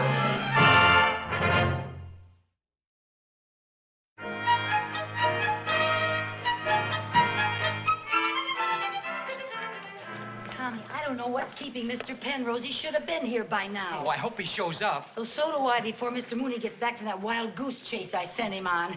Well, go on, you get back to the window. Good morning, Mr. Penrose. We've been expecting you. What's all this nonsense about a forged check? Well, we think it's forged, sir, and we just need you to personally verify the signature. Young lady, I'm a very busy man. My studio comes to a complete standstill without me. Yes, sir. May I have the check? Well, that handsome young man right over there at window 1 has it. Young man, Oh, Mr. Penrose. can I see that check? Oh, yes, the check, sir. That is not my signature. That's exactly what we thought, sir. Because... We looked it over, now we're in clover, 'cause we didn't cash the check. The P was too wobbly, the E was too small, the N was too loopy, the R, it was tall. So please don't be nervous, we give great service, we won't let it happen again. We'll find this forger, and believe me, by Georgia, we'll get him in the end. He won't have a friend, and he won't need a pen in the pen.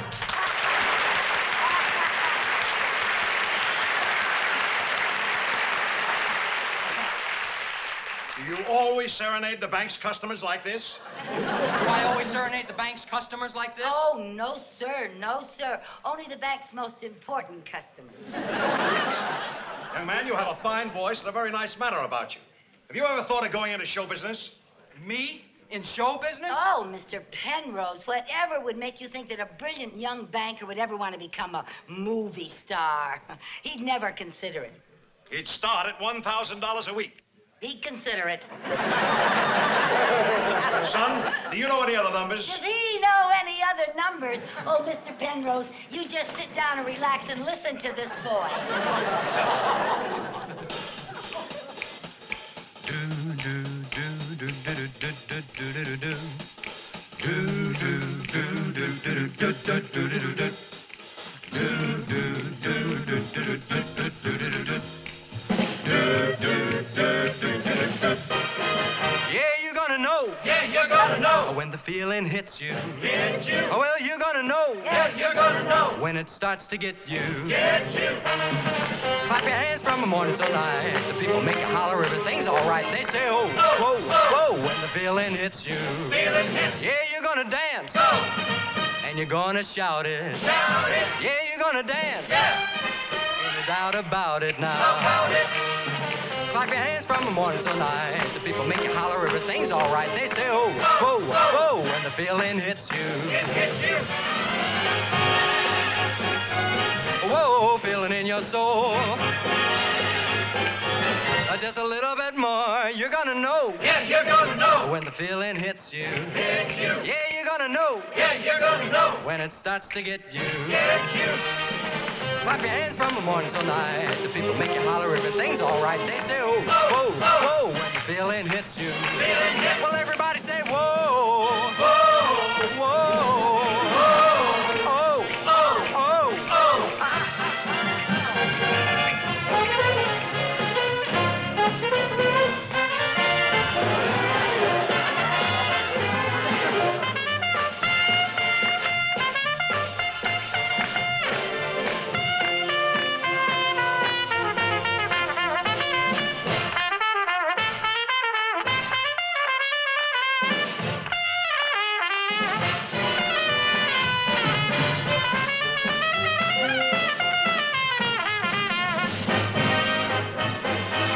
Whoa, feeling in your soul. The feeling's got you and it won't let go, yeah. Whoa, just a little bit more, just a little bit more, just a little bit more, just a little bit more. Well, you're gonna know. Well, you're gonna know. When the feeling hits you. Hits you. Yeah, you're gonna know it now. Well, you're gonna know. When it starts to get to you. Get you. Clap your hands from the morning till night. The people make you holler, everything's all right. They say, oh, whoa, whoa, oh, oh, oh, oh, oh, oh, oh, oh, you got that feeling. You got that feeling. When you clap your hands, you're gonna get that feeling from morning till night.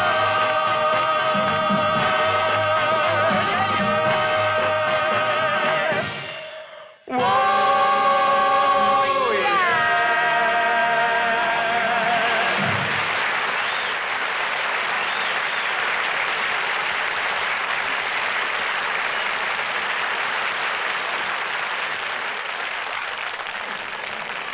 What's going on here? What's going on here? Who dares mock the boss? Who yo, the boss? Tommy's going into show business. Show business? Yes. Mooney, you're fired. Mrs. Carmichael, you're fired. Tommy, you're fired. Tommy, you're fired. Now you can accept Mr. Penrose's offer of $1,000 a week. $1,000 a week? $1,000 a week? $1,000 a week. And if anybody gets fired because of this, I'll never borrow another penny from this bank. Sing, Tommy boy. You heard your Uncle Wimpy. Sing, Tommy boy. Clap your hands from the morning till night. People make you holler, everything's all right. They say, oh, whoa, whoa, whoa, ho, ho, ho, ho, ho, ho, ho, ho. You got that feeling? You got that feeling? Clap your hands, gonna get that feeling from morning till night.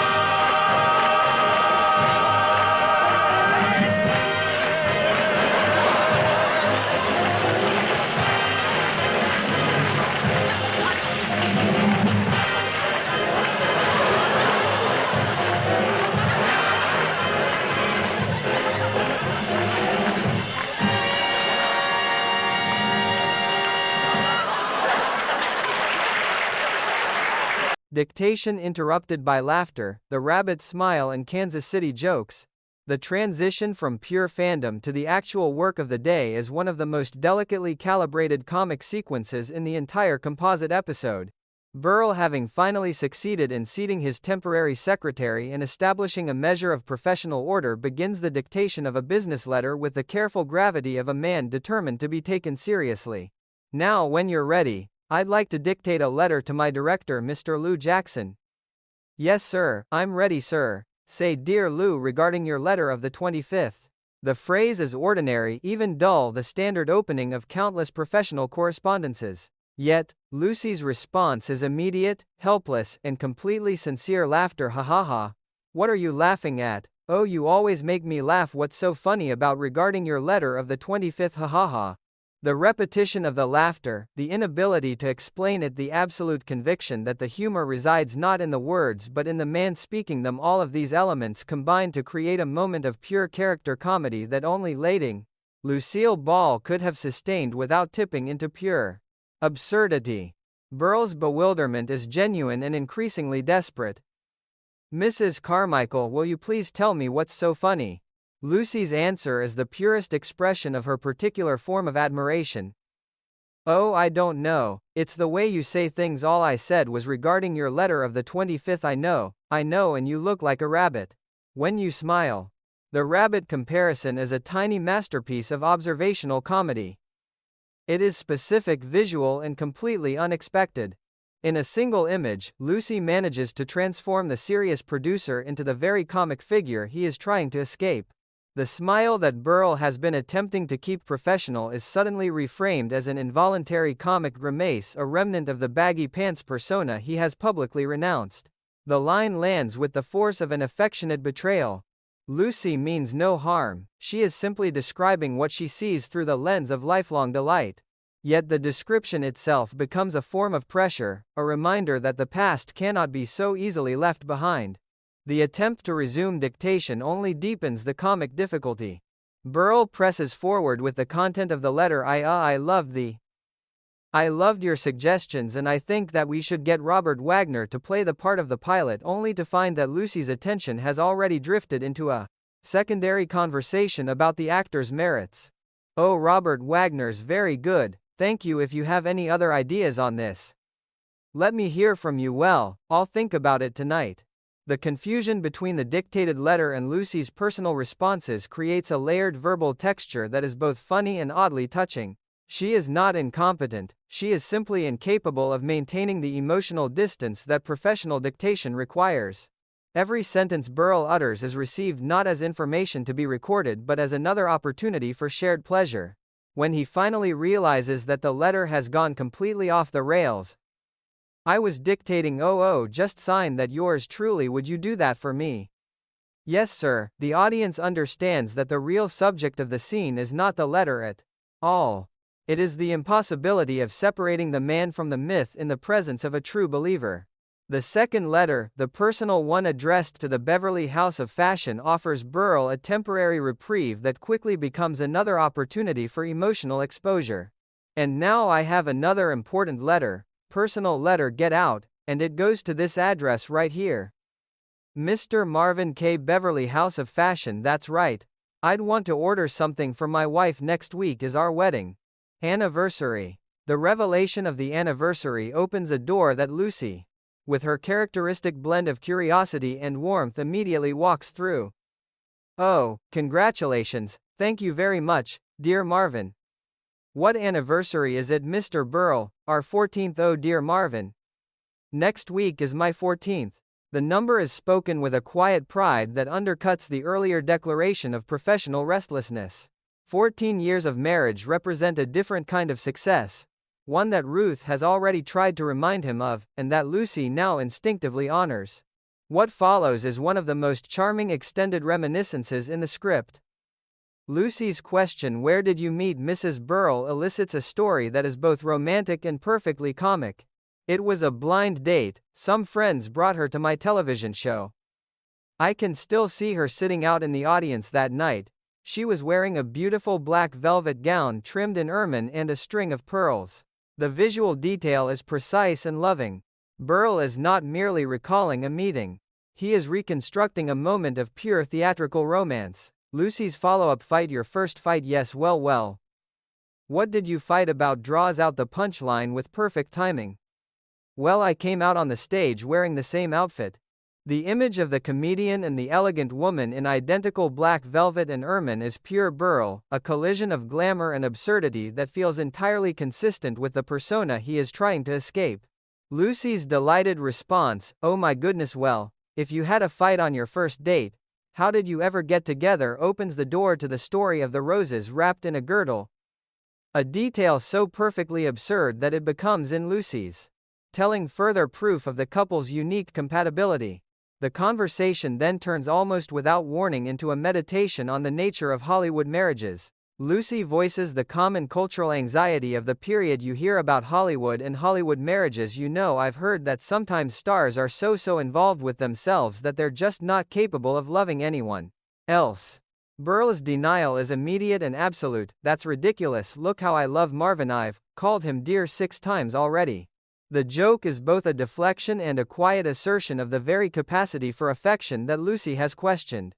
The subsequent dictation of the anniversary gift order, the black velvet gown trimmed in ermine, the strand of pearls with matching earrings, becomes in this context an act of deliberate romantic continuity. Burl is not merely buying a present, he is recreating the visual language of their first meeting, transforming a potential source of conflict into a private language of reconciliation. Lucy's response to this revelation is pure unguarded admiration. "Oh, Mr. Burl, what a beautiful thought. Getting the same outfit she wore on her first date with you. Oh, no wonder you have such a great marriage. You're so sweet and so kind and so thoughtful." Burl's correction is one of the most moving lines in the entire sequence. "No, Mrs. Carmichael, Ruth is the one who's sweet and kind. Seeing that I eat right, that I don't work too hard sitting out in the audience and laughing at all my jokes. Believe me, that takes loyalty, real loyalty, especially some of Carmichael.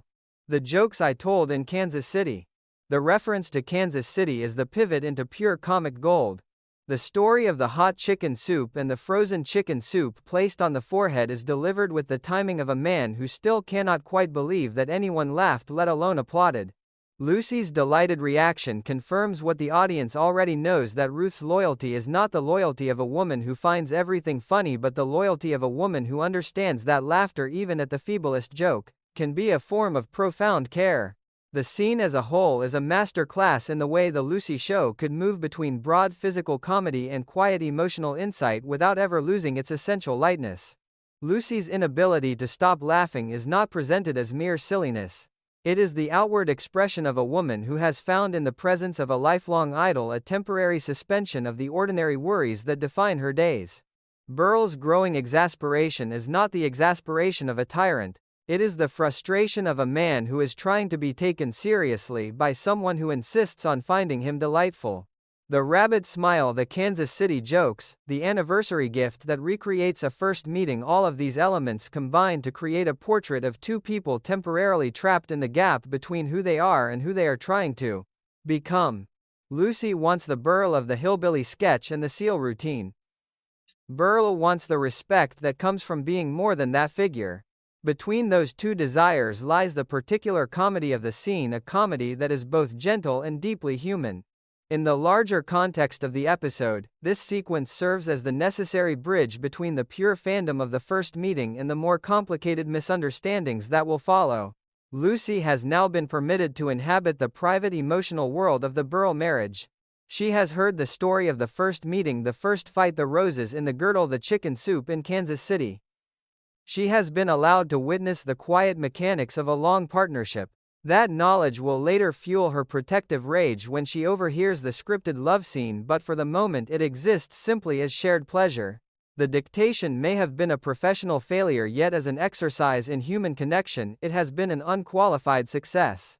Lucy Carmichael, temporary secretary and lifelong fan, has done what she always does best. She has turned an ordinary professional encounter into an occasion for laughter, memory, and the quiet affirmation that even the most restless ambition is still rooted in the ordinary stubborn fact of love. The shift from professional dictation to personal revelation occurs with the quiet inevitability that marks the best character writing on The Lucy Show. Burl, having struggled through the first letter under the continuous pressure of Lucy's delighted laughter, turns to a second piece of correspondence that is both practical and deeply intimate. "And now I have another important letter, personal letter. Get out And it goes to this address. Right here. Mr. Marvin K., Beverly House of Fashion, that's right. I'd want to order something for my wife. Next week is our wedding anniversary. The announcement of the anniversary lands in the room with a soft gravity. 14 years of marriage are invoked not as a statistic but as a living fact, a span of time that has weathered the peculiar storms of show business life and emerged, if not unscathed, then at least still intact. Lucy's response is immediate and warm. Oh, congratulations, thank you very much, dear Marvin. What anniversary is it? Mr. Burl, our 14th. Oh, dear Marvin. Next week is my 14th. The repetition of the number carries a quiet pride, as if the simple act of stating it aloud confirms the achievement. What follows is one of the most extended and charming romantic reminiscences in the entire composite episode. Lucy's natural curiosity, always hovering just beneath the surface of her professional demeanor, prompts the question that opens the door: where did you meet Mrs. Burl? Burl's answer is delivered with the careful clarity of a man who has told the story many times and still finds pleasure in its details. It was a blind date. Some friends brought her to my television show. I can still see her sitting out in the audience that night. She was wearing a beautiful black velvet gown trimmed in ermine and a string of pearls. The visual image is precise and loving. The black velvet, the ermine trim, the pearls, these are not merely articles of clothing. They are the coordinates of a memory that has remained vivid across 14 years. In the cultural context of mid-century American entertainment, the image also carries a particular resonance. Television audiences of the early 1950s were still adjusting to the idea that the figures who appeared in their living rooms were real people with private lives. The notion that a future wife might first be glimpsed as a member of the studio audience adds a layer of democratized romance to the story. Ruth was not a fellow performer or a Hollywood insider. She was a woman in the seats, elevated by chance and by the particular alchemy of a live broadcast into the center of Burla's attention. Lucy's follow-up question is pure Carmichael, direct, slightly breathless, and already anticipating comedy. Fight your first fight? Yes. Well, what did you fight about? The answer is a perfect comic reversal. Well, I came out on the stage wearing the same outfit. The image of the comedian and the elegant woman in identical black velvet and ermine is pure Milton Berle. A collision of glamour and absurdity that feels entirely consistent with the persona he has spent the morning trying to transcend. Lucy's delighted reaction: oh my goodness, well, if you had a fight on your first date, how did you ever get together? Opens the narrative door to the resolution that is both romantic and perfectly ridiculous. Would you really like to know, Miss Comico? I'd love to know. A dozen roses did the trick. Oh, that was sweet. Yes, it was the first time anyone ever sent me flowers wrapped in a girdle. The girdle detail is the kind of specific, slightly transgressive comic invention that elevates the story from standard romantic anecdote to something uniquely Burl. It is both absurd and oddly tender. A gesture that acknowledges the physical reality of the woman's life while transforming it into an occasion for laughter and reconciliation. Lucy's response to the girdle story is characteristic in its blend of delight and genuine appreciation. Oh, what a sense of humor your wife has. That's true, that's why I begged her to marry me. Burl's admission that he begged is delivered without embarrassment. In an era when male romantic initiative was still expected to carry a certain dignity, the open acknowledgement of pleading adds a note of vulnerability that deepens the character. The subsequent explanation, yes I did, where else could I get a part where the baggy pants comic winds up with a lovely leading lady, is both a joke and a quiet statement of gratitude. Burl understands that the marriage itself is a form of casting against type, a private production in which the comedian is permitted to play opposite a woman of genuine elegance and emotional steadiness. Lucy's reaction, oh what a nice thing to say, is the purest expression of her own romantic sensibility. She hears in Burle's words not only affection for Ruth but a larger affirmation that comedy and genuine partnership are not mutually exclusive. The conversation then turns almost imperceptibly toward the cultural anxieties surrounding Hollywood marriages in the mid-1960s. Lucy voices the common suspicion of the period with the frankness that is her hallmark. You hear about Hollywood and Hollywood marriages, you know, I've heard that sometimes stars are so involved with themselves that they're just not capable of loving anyone else. The observation is not malicious. It is the distilled residue of years of fan magazine speculation and tabloid rumor. Burley's denial is immediate and absolute, yet it is delivered through a joke that simultaneously undercuts and reinforces his sincerity. That's ridiculous. Look how I love Marvin. I've called him dear 6 times already. The 6 repetitions of dear become a comic proof of capacity, a numerical demonstration that the man is capable of sustained affectionate attention even in the midst of professional dictation. The moment is light, yet it carries a quiet corrective to the cultural stereotype Lucy has invoked. When the dictation of the actual order resumes, the details themselves become an extension of the romantic reminiscence. All right, dear Marvin, next week is my 14th wedding anniversary, and I would like to order something very special for Ruth. A black velvet gown trimmed in ermine and a nice strand of pearls with matching earrings.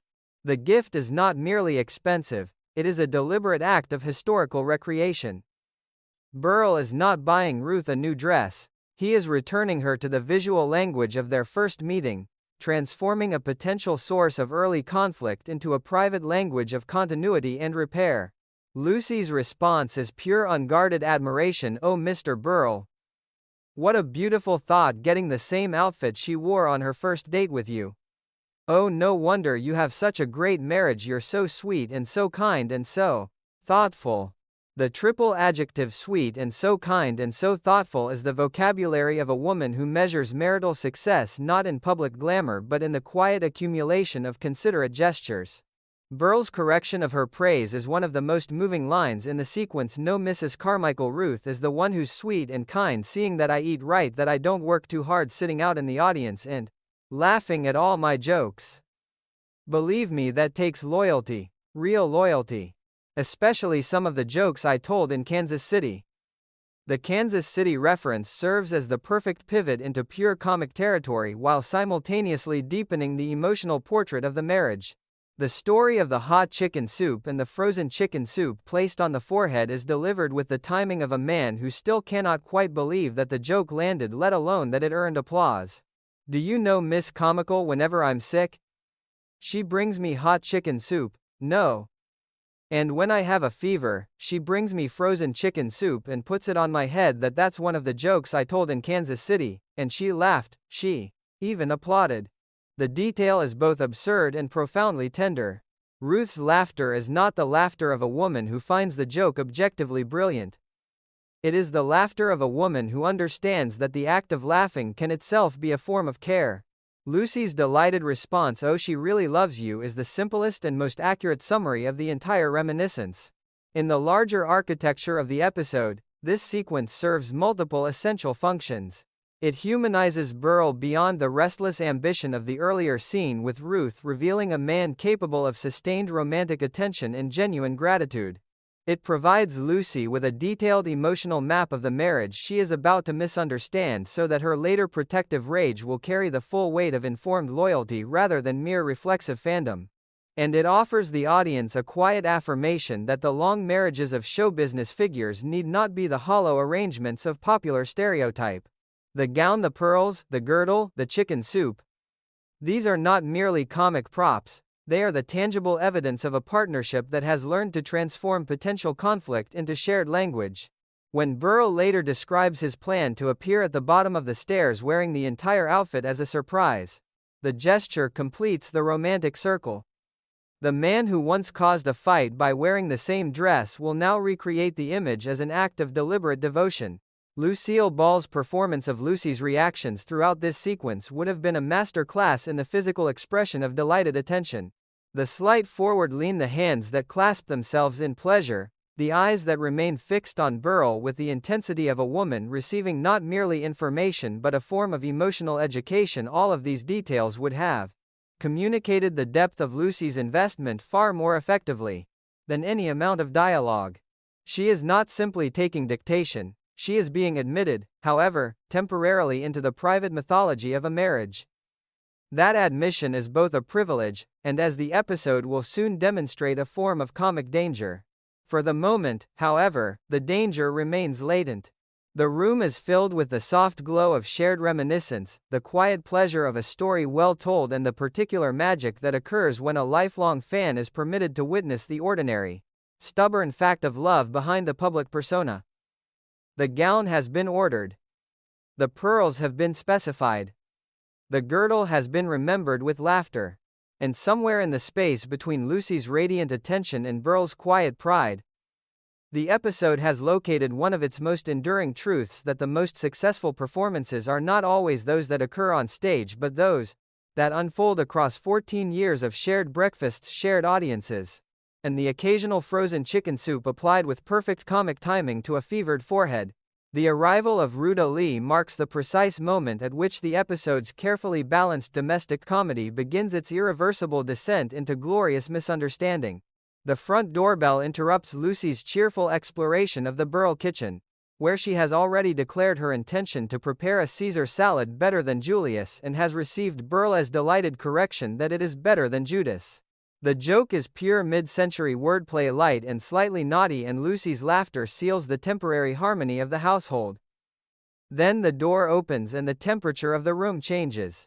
Hello. Oh, it's Rudolph Lee, the movie star. Just don't stand there, let her in. Oh, good day. You have to excuse my secretary. She didn't mean to kill your entrance, she just gets excited about movie stars.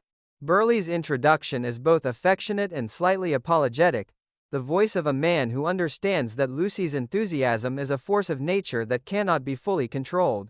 Ruta Lee enters with the composed glamour of a performer accustomed to making an impression, and the subsequent introductions proceed with the careful politeness of people who know they are being observed. Lucy's greeting is pure, unfiltered fandom. Miss Lee, I'm so glad to meet you. I go to see all of your movies. You do? Yes, some of them I see 2 and 3 times. Well, thank you. I never get enough of you, Miss Lee. You know, I just wish you were old enough to have some of your pictures on the Late Late Show. The final remark is a classic Lucy inversion, an attempt at flattery that accidentally lands as a comment on age. Ruta's response is gracefully dry. Oh, that's very flattering to me. It isn't. The exchange establishes the tonal contrast that will define the rest of the sequence. Lucy operates in a register of absolute uncritical delight. Ruta operates in the more measured register of a working actress who has learned to protect her professional image. Between them stands Burl, the man trying to broker a professional opportunity while simultaneously managing the chaotic energy of his temporary secretary. The conversation quickly turns to the purpose of Ruta's visit. Burley explains that he is producing a picture called A Friendly Sky and that there is a part in it about a girl who becomes involved with a married man. Ruta's immediate resistance is both professional and personal. Oh, Milton, that doesn't sound like me. I never play the other woman, I always play wholesome parts. You know, the girl next door. The statement is a neat encapsulation of the image politics of mid-60s Hollywood. Actresses of Ruta's type were expected to maintain a consistent public persona, and the other woman role carried a moral weight that could damage the carefully cultivated appearance of wholesome approachability. Burl's counter-argument is the classic producer's pitch: the very departure from type will be good for her career. When persuasion fails, he proposes a practical demonstration. Instead of me trying to sell you, how about Ruta reading a scene with me? I have a great idea. Turn to page 17. Page 17. The early pages are all about you. They build up your entrance. The decision to rehearse the scene in the living room with Lucy still present in the kitchen and connected by intercom is the episode's central comic engine. Burl's instruction to Lucy is casual and domestic. By the way, my secretary is fixing some lunch. Will you join us? Fine. Yeah, how about a cup of tea while we're waiting? Oh, I'd love some. Okay, Mrs. Carmichael. What, Mrs. Carmichael? Yeah, where are you? I'm talking on the intercom. Can you hear me? Oh yes, you're coming in, loud and clear. Miss Lee is going to join us for lunch. Oh really? Yes, and we'd like a cup of tea now. Oh Roger. The intercom, that most ordinary of household technologies, becomes the instrument of perfect comic disaster. Lucy, isolated in the kitchen and already predisposed to interpret every word through the lens of the romantic loyalty she has just absorbed, hears the rehearsal as live conversation. The scene itself is written with the heightened emotionalism of mid-century melodrama. Ruta begins. Where is your wife? Who cares about my wife? We're alone, darling. It's so wonderful to see you again. Not nearly as wonderful as it is. For me to see you, what a shame that we have to steal these precious moments. I treasure every one of them, but what about your wife? Are you sure she doesn't suspect? My wife is too stupid to suspect. I've been trying to get rid of her for years. Darling, let's not talk about her, just cuddle close, and let my lips caress your loveliness. Oh my love, my pet, it's no use. I can't go on sharing you. I can't. I can't. I can't. The language is deliberately overwrought, the kind of dialogue that would have drawn knowing laughter from a 1960s audience familiar with the conventions of the other woman picture. Yet to Lucy, hearing it through the intercom without the visual context of a script in hand, every word lands as literal truth. The claim that the wife is too stupid to suspect the expressed desire to get rid of her.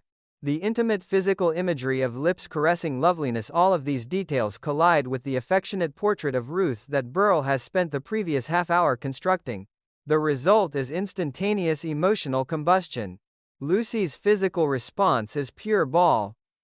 The sound of the cream pitcher shattering is the perfect externalization of internal shock. Mrs. Comical, what happened? I dropped the cream pitcher. Well, no use crying over spilt milk. Burl's attempt at a light joke is met with Lucy's frozen silence, a silence that is itself a form of performance. When she finally appears in the living room, her entire demeanor has changed. The radiant fan has been replaced by a woman in the grip of protective moral outrage. The subsequent exchange with the tea service, the confusion over sugar, the offer of a couple of lumps, the near collision extends the physical comedy while allowing the emotional tension to build. Lucy's refusal to join them for tea is framed as professional deference. I wouldn't think of intruding on your privacy, yet the line carries the unmistakable chill of a woman who believes she has just witnessed a betrayal. The brilliance of the sequence lies in its perfect alignment of dramatic irony. The audience knows the scene is a rehearsal. Burl and Ruta know the scene is a rehearsal. Lucy does not. Every protestation of innocence that will follow is therefore doomed to fail because Lucy has already been given what she believes is irrefutable auditory evidence. The intercom has functioned as a kind of acoustic trap, delivering the most damning possible version of events without the mitigating context of a script or a stage direction. In the larger history of The Lucy Show, the device belongs to a long tradition of technological misunderstandings, misheard telephone calls, intercepted letters, misplaced tape recordings that allow the series to explore the gap between appearance and reality, without ever leaving the domestic sphere. Ruta's presence adds a further layer of complication. She is not a villain, she is a working actress protecting her professional brand. Her resistance to the other woman role is both pragmatic and principled, and her eventual willingness to consider the part is framed as a reluctant professional concession rather than moral flexibility. When she later tells Burl that she cannot attend the anniversary dinner because she is hosting one in their honor, the irony is exquisite. The very woman Lucy believes to be a threat is in fact preparing a celebration of the marriage Lucy is trying to defend. The script's refusal to simplify Ruta into a conventional home wrecker is one of its quiet strengths. She remains a colleague and a friend of the family, a fact that will make Lucy's later accusations all the more mortifying when the truth is revealed. By the time Ruth returns from shopping, the stage is fully set for the explosion that will occupy the next movement of the episode. Lucy has been transformed from temporary secretary into self-appointed guardian of the Burl marriage. She has heard, or believes she has heard, the man she admires declare his wife stupid and disposable. She has watched him rehearse physical intimacy with another woman. And she has been left alone with the knowledge. Her only outlet, the increasingly frantic attempts to keep Ruth from entering the living room. The intercom disaster is complete. What began as a simple request for tea has become the catalyst for one of the series' most sustained and satisfying comic misunderstandings. In the space between a scripted love scene and a woman who cannot imagine that such words might be anything other than true, The Lucy Show locates the particular magic that made it endure, the demonstration that loyalty, even when spectacularly misplaced, remains one of the most powerful and most hilarious forces in human affairs. The return of Ruth from her shopping expedition arrives at the precise moment when Lucy Carmichael's protective instincts have reached their most feverish pitch. The front door opens and the woman whose honor Lucy believes she must defend steps back into a household already vibrating with unspoken accusation. "Hi, Mrs. Carmichael. Oh hi Mrs. Burl. What's Mr. Burl got you doing? Oh well, I'm just fixing him some lunch. That's very nice of you. Where is Mr. Burl? He's inside with a friend of the family, Miss Ruta. Leo, how nice. Milton's been wanting to get together with Ruta for a long time. Well, he got together with her all right. Lucy's final clause is delivered with the heavy significance of a woman who believes she is speaking in code. Every word is chosen to alert Ruth without yet naming the catastrophe. The audience of course understands the dramatic irony completely. Ruth's cheerful acceptance of Ruta's presence is the acceptance of a woman who knows the visit is professional, while Lucy's strained warnings are the warnings of a woman who has mistaken rehearsal for reality. What follows is a master class in the comedy of obstruction. Ruth, entirely innocent of the storm gathering around her, announces that she has purchased a surprise anniversary gift for her husband, a new golf bag, and expresses a perfectly natural desire to greet the guest in the living room. Lucy's response is a cascade of increasingly desperate deflections. I think I'll go in and say hello. Oh no, they're very busy in there. I don't think you should go in. The repetition of very busy is pure Lucy, the verbal equivalent of throwing her body across a doorway. When Ruth persists, Lucy shifts tactics, focusing on the gift itself. So you got him a surprise gift? Yes, I bought him a new golf bag. Oh, that's wonderful. Sometimes a man gets tired going around with the same old bag. I mean, it's nice when a man has two back. The joke is both crude and strangely affectionate, a classic mid-century double entendre that Lucy deploys as a delaying action. She then escalates into outright physical prevention, urging Ruth to hide the golf bag upstairs so that Burl will not see it and thereby discover that his wife has returned. The logic is circular and beautiful in its panic. Ruth must not enter the living room because Burl might then come out and see the gift. Therefore, the gift must be hidden so that Ruth will have a reason to stay out of the living room. Lucy is constructing a closed loop of protection that has no exit except the truth she cannot yet imagine. Inside the living room, the professional conversation continues, oblivious to the crisis being managed in the hallway. Ruta remains politely resistant to the other woman role, citing the public image she has spent years cultivating. Burl continues to press, offering the practical suggestion that she take the script home, absorb the character, and discuss it over an anniversary dinner that Ruta herself is hosting. The irony is exquisite. The woman Lucy believes to be a romantic threat is in fact preparing a celebration of the very marriage Lucy is trying to defend. When Burl lightly suggests that he and Ruta might sneak off together someplace and discuss things during the party, the line is professional shorthand. To Lucy, still hovering near the intercom in spirit, if not in body, it would have been further confirmation of conspiracy. The explosion, when it finally comes, is detonated by Lucy's inability to contain her moral outrage any longer. She bursts into the living room in the middle of the salad-tossing invitation and delivers a denunciation that is both magnificent and completely mistaken. What's the big idea? What are you, some kind of a nut? You're the one who's some kind of a nut, married 14 years to a wonderful wife. A wife who worries about you, brings you chicken soup when you're sick, and laughs at your stale jokes in Kansas City, and what thanks does she get? You call her stupid, and carry on with another woman. The speech is a perfect distillation of everything Lucy has absorbed and misinterpreted. The chicken soup, the Kansas City jokes, the 14 years, all the tender details of the earlier reminiscence are now marshaled as evidence for the prosecution. Burley's bewildered protestations, another woman, me oh act so innocent, you teeny bopper, you only inflame her further. She quotes the rehearsal dialogue with devastating accuracy. I heard you over the intercom, just cuddle close. Let my lips caress your loveliness, oh my love. Oh my pet, I can't go on sharing you. I can't. Caress your loveliness. The arrival of Ruth in the midst of this tirade produces one of the great comic tableaux of the episode. Stupid wife, did somebody call me?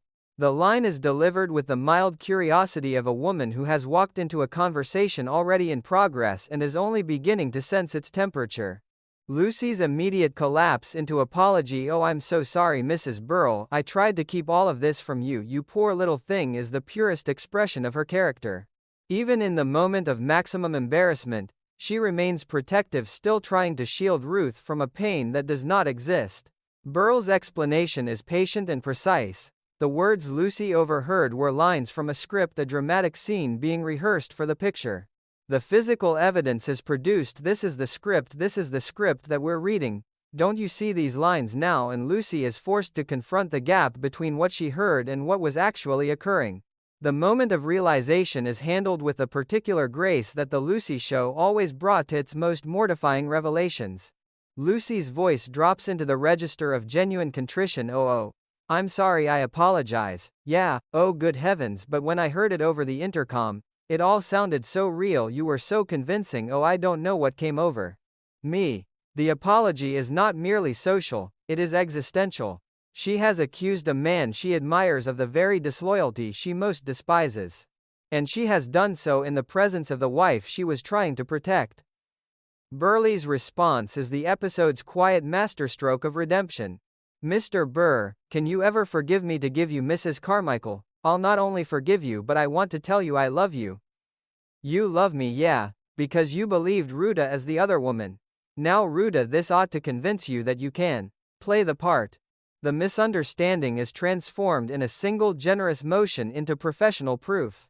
Lucy's absolute conviction becomes the ultimate compliment to Ruta's acting ability and the ultimate argument for accepting the role.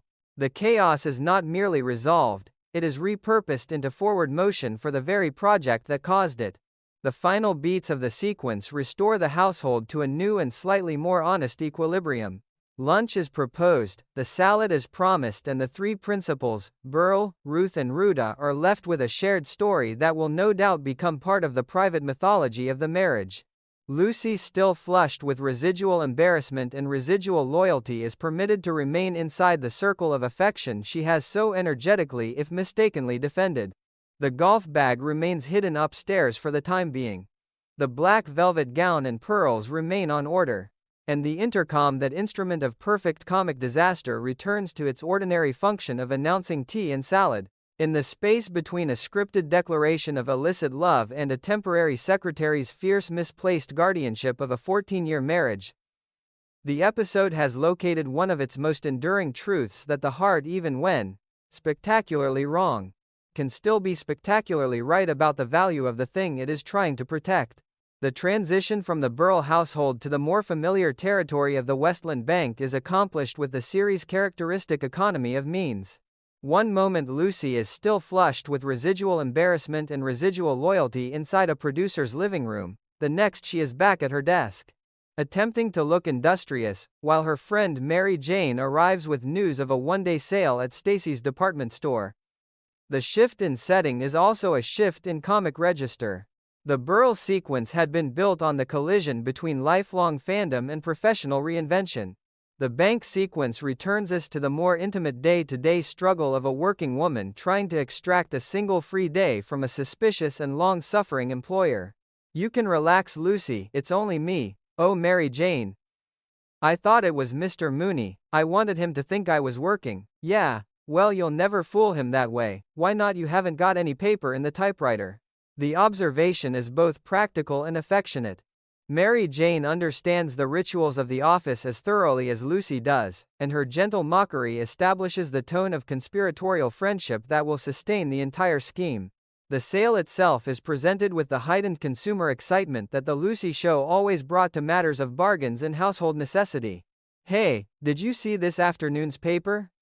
No, why Stacy's department store is having a big sale. Really? Oh wow, they're really having a sale. Everything's more than half off. Yeah, half off. That bikini on that model looks it. Oh, that is a beauty. I'd love to have that bikini. Oh, Lucy. Would you wear a bikini? Like that on a public beach? No, but I'd hang it on my clothesline. That ought to get me some action. The exchange is pure, mid-60s, sitcom, lightly risque without ever becoming coarse. And it situates Lucy's desire inside the larger cultural moment of expanding consumer possibility. The real object of longing, however, is more practical. See, everything's on sale: appliances, clothes, furniture. Oh, what the sale is for one day only tomorrow, so I have to work tomorrow. Well, so do I, but I'm gonna tell my boss I've got a toothache. Mary Jane's plan is simple and direct. Lucy's counter-proposal is more elaborate because it must contend with the particular obstinacy of Mr. Mooney. The history of Lucy's previous attempts to escape the office is recounted with the weary precision of a woman who has tested every possible excuse. Why don't you tell Mr. Mooney you have to go to the dentist? No, I tried that a few times, and Mr. Mooney always insists on going to the dentist with me. You're a kid, yeah. Yeah, so far, I've had 3 perfectly good teeth pulled. If I do it anymore, I won't have a tooth in my head. The detail is both comic and oddly poignant. Mooney's suspicious solicitude has literally cost Lucy parts of her own body. The mumps are dismissed for similar reasons. She has claimed illness too often for the claim to retain any credibility. Mary Jane's solution is therefore a masterpiece of reverse psychology. He'd believe you if he saw you getting sick. What do you mean, while you're working this afternoon? Act sick. You know, moan, groan, cry, a little. Well, that won't work. I do that every week when he gives me my salary. But Lucy, if he sees you getting sick right here in this office, he'll insist that you go home. Well, not Mr. Mooney. He's not easy to fool. He's a man, isn't he? Yeah, well then he's easy to fool. If you play it smart, you see, you don't say you're sick. You just act sick, and then when he suggests you go home, you refuse. Refuse. Then when you refuse to go home, he'll insist you go home. He'll insist. The strategy is pure Lucy show logic. The more vigorously one refuses a kindness, the more vigorously the kindness will be forced upon one. Mary Jane's confidence rests on a shrewd reading of Mooney's character. Beneath the bluster and the perpetual suspicion lies a core of genuine if reluctant human sympathy. Believe me, when Mr. Mooney sees you suffering, he's got to sympathize with you. After all, he's human. Let's not make any snap judgments. The final caveat is a perfect grace note. A momentary acknowledgement that Mooney's humanity is a hypothesis still undergoing experimental verification. Lucy, however, is convinced. The refrigerator at home has become a glacial wasteland. I got 1 foot of food and 13 feet of frost. Everything froze up, everything. Yeah, tonight for dinner I'm having a spaghetti popsicle, and the sale represents a rare chance to restore domestic order at a fraction of the ordinary cost. The scheme is adopted. What follows is one of the great sustained physical performances in the series' bank sequences.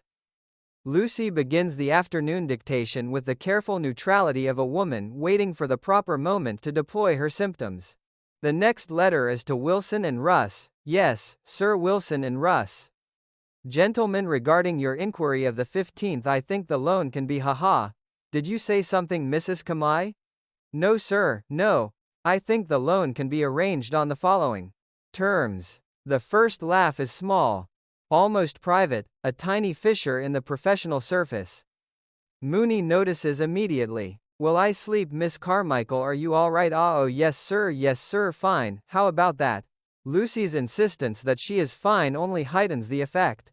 The symptoms escalate with exquisite control, a sudden inability to hold the pencil, a claim that the pain occurs only when I breathe, a heroic determination to continue working because I feel much better when I'm working. It takes my mind off the pain. Each refusal of help tightens the coil of Mooney's concern. When he finally feels her forehead, examines her tongue, and peers into her eyes, the physical comedy reaches its peak. Lucy's tongue, presented with solemn cooperation, becomes a silent punchline. Mooney's growing alarm, I hope whatever it is isn't contagious, you know, is the sound of a man who has begun to invent medical catastrophes more vivid than anything Lucy herself has suggested. The climax of the sequence is a perfect demonstration of Mary Jane's reverse psychology thesis. Lucy's final collapse. I can't hold the pencil. What's the matter with it? What's the matter with it? It's having a spasm, Mrs. Carmichael. You are ill. Forces Mooney into the very position the scheme required. He insists that she go home. She refuses. He insists more strongly. She refuses with greater pathos. At last, the full weight of his reluctant compassion is brought to bear. Mrs. Comical, please go home. No, I want to stay. I want to stay. I wanna work. I wanna work. I wanna go. Mrs. Come. Mrs. Come. I think you ought to go home. No, I wanna stay. I wanna stay. Mrs. Carmichael, I insist that you go home. The moment of surrender is played with the delicate balance of triumph and residual guilt that Ball always brought to her most successful deceptions. Oh well, if you insist, thank you very much, Mr. Mooney, don't mention it, and then if you don't feel well tomorrow, don't come back to work. No, I won't. In the larger architecture of the episode, the sequence serves as both comic reset and thematic continuation. The Burl misadventure had been about the collision between fandom and professional reality. The bank scheme is about the more intimate collision between a working woman's practical needs and the institutional suspicion that greets any deviation from routine. Mooney's soft heart is not a sudden invention. It is the buried foundation of a character who has spent years practicing gruffness as a form of self-protection. Lucy's performance of illness is not pure cynicism. It is the strategic deployment of vulnerability by a woman who has learned that direct requests are routinely denied. Between those two positions, the employer who cannot admit sympathy too quickly and the employee who cannot request freedom too directly, the series locates a particularly American form of workplace comedy. One that understands that the most elaborate schemes are often required to achieve the simplest human ends. The sale awaits. The refrigerator stands ready to be liberated from its frost. And Mr. Mooney, having been successfully maneuvered into an act of genuine kindness, is left alone with the uneasy suspicion that he has once again been played and the even more uneasy suspicion that he does not entirely mind. The doors of Stacy's department store open onto a landscape of pure mid-60s consumer frenzy, and Lucy Carmichael steps into it with the focused intensity of a woman who has earned her freedom through an elaborate performance of suffering. The store manager's pre-opening pep talk sets the tone with military precision.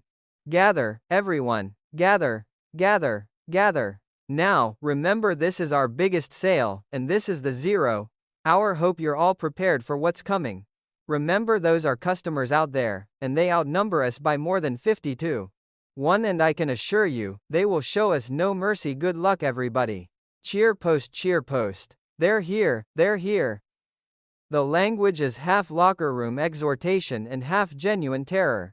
A perfect encapsulation of retail warfare in an era when one-day sales could still empty warehouses and fray nerves. Lucy and Mary Jane are swept into the current at once. The first physical sensation Lucy registers is the pure kinetic chaos of the crowd. Oh, I haven't been mauled and crushed like that since my first blind date in high school. The comparison is both funny and oddly tender, a reminder that Lucy's history of physical comedy extends backward into the ordinary embarrassments of adolescence. What follows is a guided tour of the store's most seductive absurdities. The Jiffy automatic stove is presented as the ultimate labor-saving device. Set the timer and it turns itself on and off. How do you like that? You don't even have to be home to burn your dinner. And Lucy's deadpan appreciation of its destructive potential is pure ball.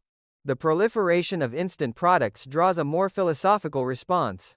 Cooking is so easy. Now they've got instant cream, instant coffee, instant milk, instant this, instant that, yeah, everything but instant money to pay for it. The line is a quiet masterpiece of economic observation, situating the entire sale inside the larger reality of a working woman's budget. The orange juicer, with its cheerfully suggestive slogan, "Little squeeze orange juicer, men, make your wife happy. Give her a little squeeze in the kitchen," produces the kind of delighted, slightly scandalized laughter that the series always handled with perfect taste. Lucy's decision to get your little squeeze is both a joke and a declaration of intent. She has come to claim something tangible from the day's chaos. The first true disaster occurs in the China department and is a model of Lucy's particular genius for literal-minded destruction. Confronted with a display of unbreakable dishes, she tests the claim with scientific rigor. "Why did you break that dish?" "Well, I'm sorry, but it said try our unbreakable dishes. So I just picked them up and I just tapped. You did it again." The clerk's escalating despair. "For heaven's sake, why does it say unbreakable when they're breakable? Those are unbreakable. These are imported China, they're unbreakable. You should know these are the unbreakable guaranteed. Madam, there are 59 different departments in this store. Why did you have to come to this one is the sound of a man watching his carefully arranged world disintegrate under the pressure of a single determined customer. Lucy's defense is unassailable in its logic. The sign invited the experiment. That the experiment has produced a small mountain of shards is merely the unfortunate side effect of honest inquiry. The clerk's final exhausted question, now just what kind of dishes do you want, receives the perfect Lucy answer: she does not want dishes at all. She has come for a refrigerator. The refrigerator demonstration is a quiet interlude of relative calm before the larger storm. The salesman, sensing a possible commission, launches into a detailed aria of modern convenience. Automatic ice maker, vegetable crisper, meat freshener, sliding shelves, 5-year guarantee, and the amazingly low sale price of only $2.99.99. Lucy's response is the pure voice of economic reality. Well, madam is, but madam's budget isn't. I'll have to think it over. She accepts a card, a small gesture of future possibility, and moves on. The moment is significant because it establishes the genuine need that underlies the day's adventure.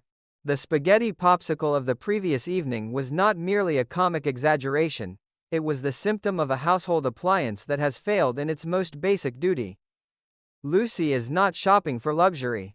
She is shopping for the restoration of ordinary domestic function.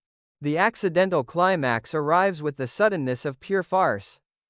In the act of examining the refrigerator more closely, Lucy triggers the store's promotional machinery. The announcement is delivered with the breathless enthusiasm of a man who cannot believe his own good fortune. You just became our customer of the year. I did. You're a very lucky lady, really. You're the 10 millionth customer to enter this department, and you've just received a great many valuable gifts. The list that follows is a comic catalog of mid-60s aspirational abundance: a set of golf clubs, a set of luggage, a washing machine, a dryer, a dishwasher, a color television set, and as the crowning glory, the very refrigerator she has been examining, completely stocked with food. Lucy's reaction moves through the classic stages of disbelief, delight, and immediate practical calculation. The color television is instantly reassigned to Mary Jane, with the careful stipulation that it will remain in Lucy's apartment so that both women may enjoy it. The refrigerator, the original object of desire, is claimed with the quiet satisfaction of a woman whose most pressing domestic problem has been solved by pure accident. The administrative aftermath is handled with the series' characteristic attention to the small humiliations of sudden celebrity. Lucy is required to give her name and address for the delivery forms and for the newspaper story that will appear the following day. Yes, Lucille Carmichael.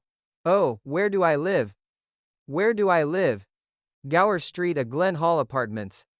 Yes, 780 North Gower Street, Hollywood. And you're a housewife? I am. Oh, yes. Yes, I am. Yes, I am. I do take care of my apartment, but I work during the day at the Westland Bank, a very fine bank. Oh, the best bank in town, you may quote me. The slight hesitation over the word housewife, the quick recovery into professional pride, the unsolicited endorsement of the bank, all of these details paint a portrait of a woman caught between private identity and public performance.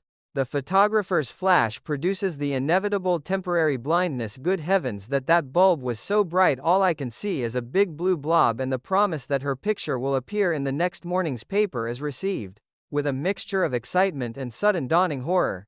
That horror is the seed of the next movement of the episode. Lucy's triumph is complete and public. She has acquired at no cost the appliance she desperately needed, along with a small warehouse of additional prizes. Yet the very publicity that ratifies her victory also threatens to expose the elaborate deception that made the day possible. Mr. Mooney reads the morning paper with religious devotion. The photograph and the accompanying story will announce to him, in the most public possible way, that his secretary was not ill at all. The tension between the joy of the windfall and the terror of discovery is left hanging in the air as Lucy and Mary Jane leave the store, arms full of promotional literature and minds already racing toward the problem of the newspaper. The sale day chaos has delivered everything Lucy wanted and one thing she most emphatically did not: the certainty that tomorrow morning her carefully constructed fiction will collide with the printed fact of her own smiling face. In the larger design of the episode, the sequence functions as both pure comic set piece and thematic mirror. The Burl misadventure had been about the danger of taking performance for reality. The department store sequence is about the equal danger of reality becoming performance. Lucy's illness was a fiction that produced a genuine day of freedom. Her accidental status as the 10 millionth customer is a genuine event that will produce a fiction she cannot control, the newspaper story that will undo her. Between those two poles, the series continues its gentle exploration of the ways in which ordinary people navigate the gap between the lives they lead and the stories that are told about them. The broken dishes, the unbreakable claims, the stocked refrigerator. The color television destined for shared viewing, all of these elements combined to create a portrait of mid-60s abundance that is both celebratory and slightly manic. Lucy has won the day. The only question that remains is whether she can survive the victory. The morning after Lucy Carmichael's triumphant and entirely accidental elevation to the status of Stacy's department store's 10 millionth customer opens with the quiet dread that only a perfectly executed deception can produce. The prizes are real. The refrigerator fully stocked is on its way. The color television has already been mentally reassigned to shared custody with Mary Jane. Yet, hanging over every material gain is the single inescapable fact that the entire adventure was purchased with a forged illness, and that the morning newspaper will carry both Lucy's photograph and a glowing account of her windfall. Mr. Mooney as Mary Jane has already reminded her with the calm cruelty of a true friend. Reads that newspaper the moment he enters the office.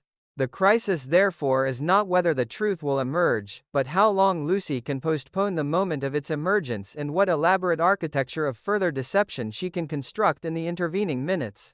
The opening telephone conversation between Lucy and Mary Jane is a master class in the logistics of panic. "Forgive me, George. It isn't exactly a lie." George to Moni's office. "Oh, hi Mary Jane. Yes, I just hit it. No, he's not here yet. Well, thanks. Yeah, I just saw it. Yeah, I thought it was a nice picture. What wrinkle? No. That wasn't a wrinkle. Your paper was creased. I better hang up, I hear him coming." The reference to George is a tiny, perfect detail, the residual fiction of the previous day's illness, still flickering in Lucy's speech even as she prepares the next layer of falsehood. Mary Jane's report that the photograph is flattering is received with the distracted gratitude of a woman who would gladly have accepted a less flattering image if it had somehow failed to appear at all. The sound of Mooney's approach ends the call with the abruptness of a curtain falling. And Lucy is left alone to face the first and most delicate phase of the morning's campaign, the disappearance of the newspaper itself. Mooney's entrance is played with the particular combination of gruff solicitude and latent suspicion that defines his entire relationship with his secretary. "Oh, good morning, Mr. Mooney. Good morning, Mrs. Carmichael. You didn't have to come to work if you're ill." "Oh, I'm not sick anymore." "Well, there must be something the matter with you. You're early." "No, I'm fine. I just figured as long as I was off yesterday, I should come in early today, and catch up on all my work." "Well, that's very commendable." "Very commendable. What was the matter with you?" "I don't know, but I'm all right now." Good. The exchange is a careful dance. Mooney is prepared to be magnanimous about the previous day's absence. Lucy is prepared to accept that magnanimity without allowing any further inquiry into its cause. The early arrival is offered as evidence of renewed health and professional zeal. Mooney accepts the evidence, yet the very acceptance seems to leave him faintly unsettled. A Lucy who arrives early and asks for nothing is a Lucy who is almost certainly concealing something. The newspaper crisis proper begins with the simplest of questions. "Mrs. Carmichael." "Yes, Mr. Mooney." "Where's my newspaper? Where's your newspaper? It isn't here. Where is it?" Lucy's strategy of pure repetition was, "Your mother frightened by a parrot. Now stop repeating everything I say and help me find my newspaper," as a classic defensive maneuver, an attempt to turn the search itself into a comic distraction. Mooney, however, is not so easily diverted. The newspaper is not a luxury, it is the ritual object with which he orients himself to the world each morning.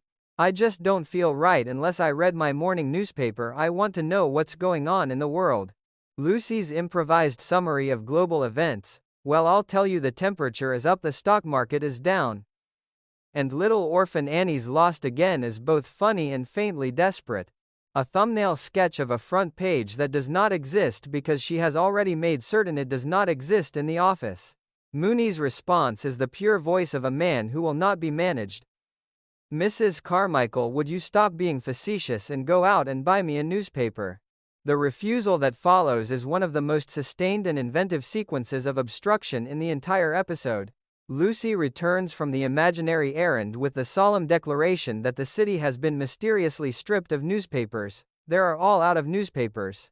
Mooney's reaction, "You're a moron, yeah," is the short, sharp bark of a man who has begun to smell the larger deception but has not yet located its source.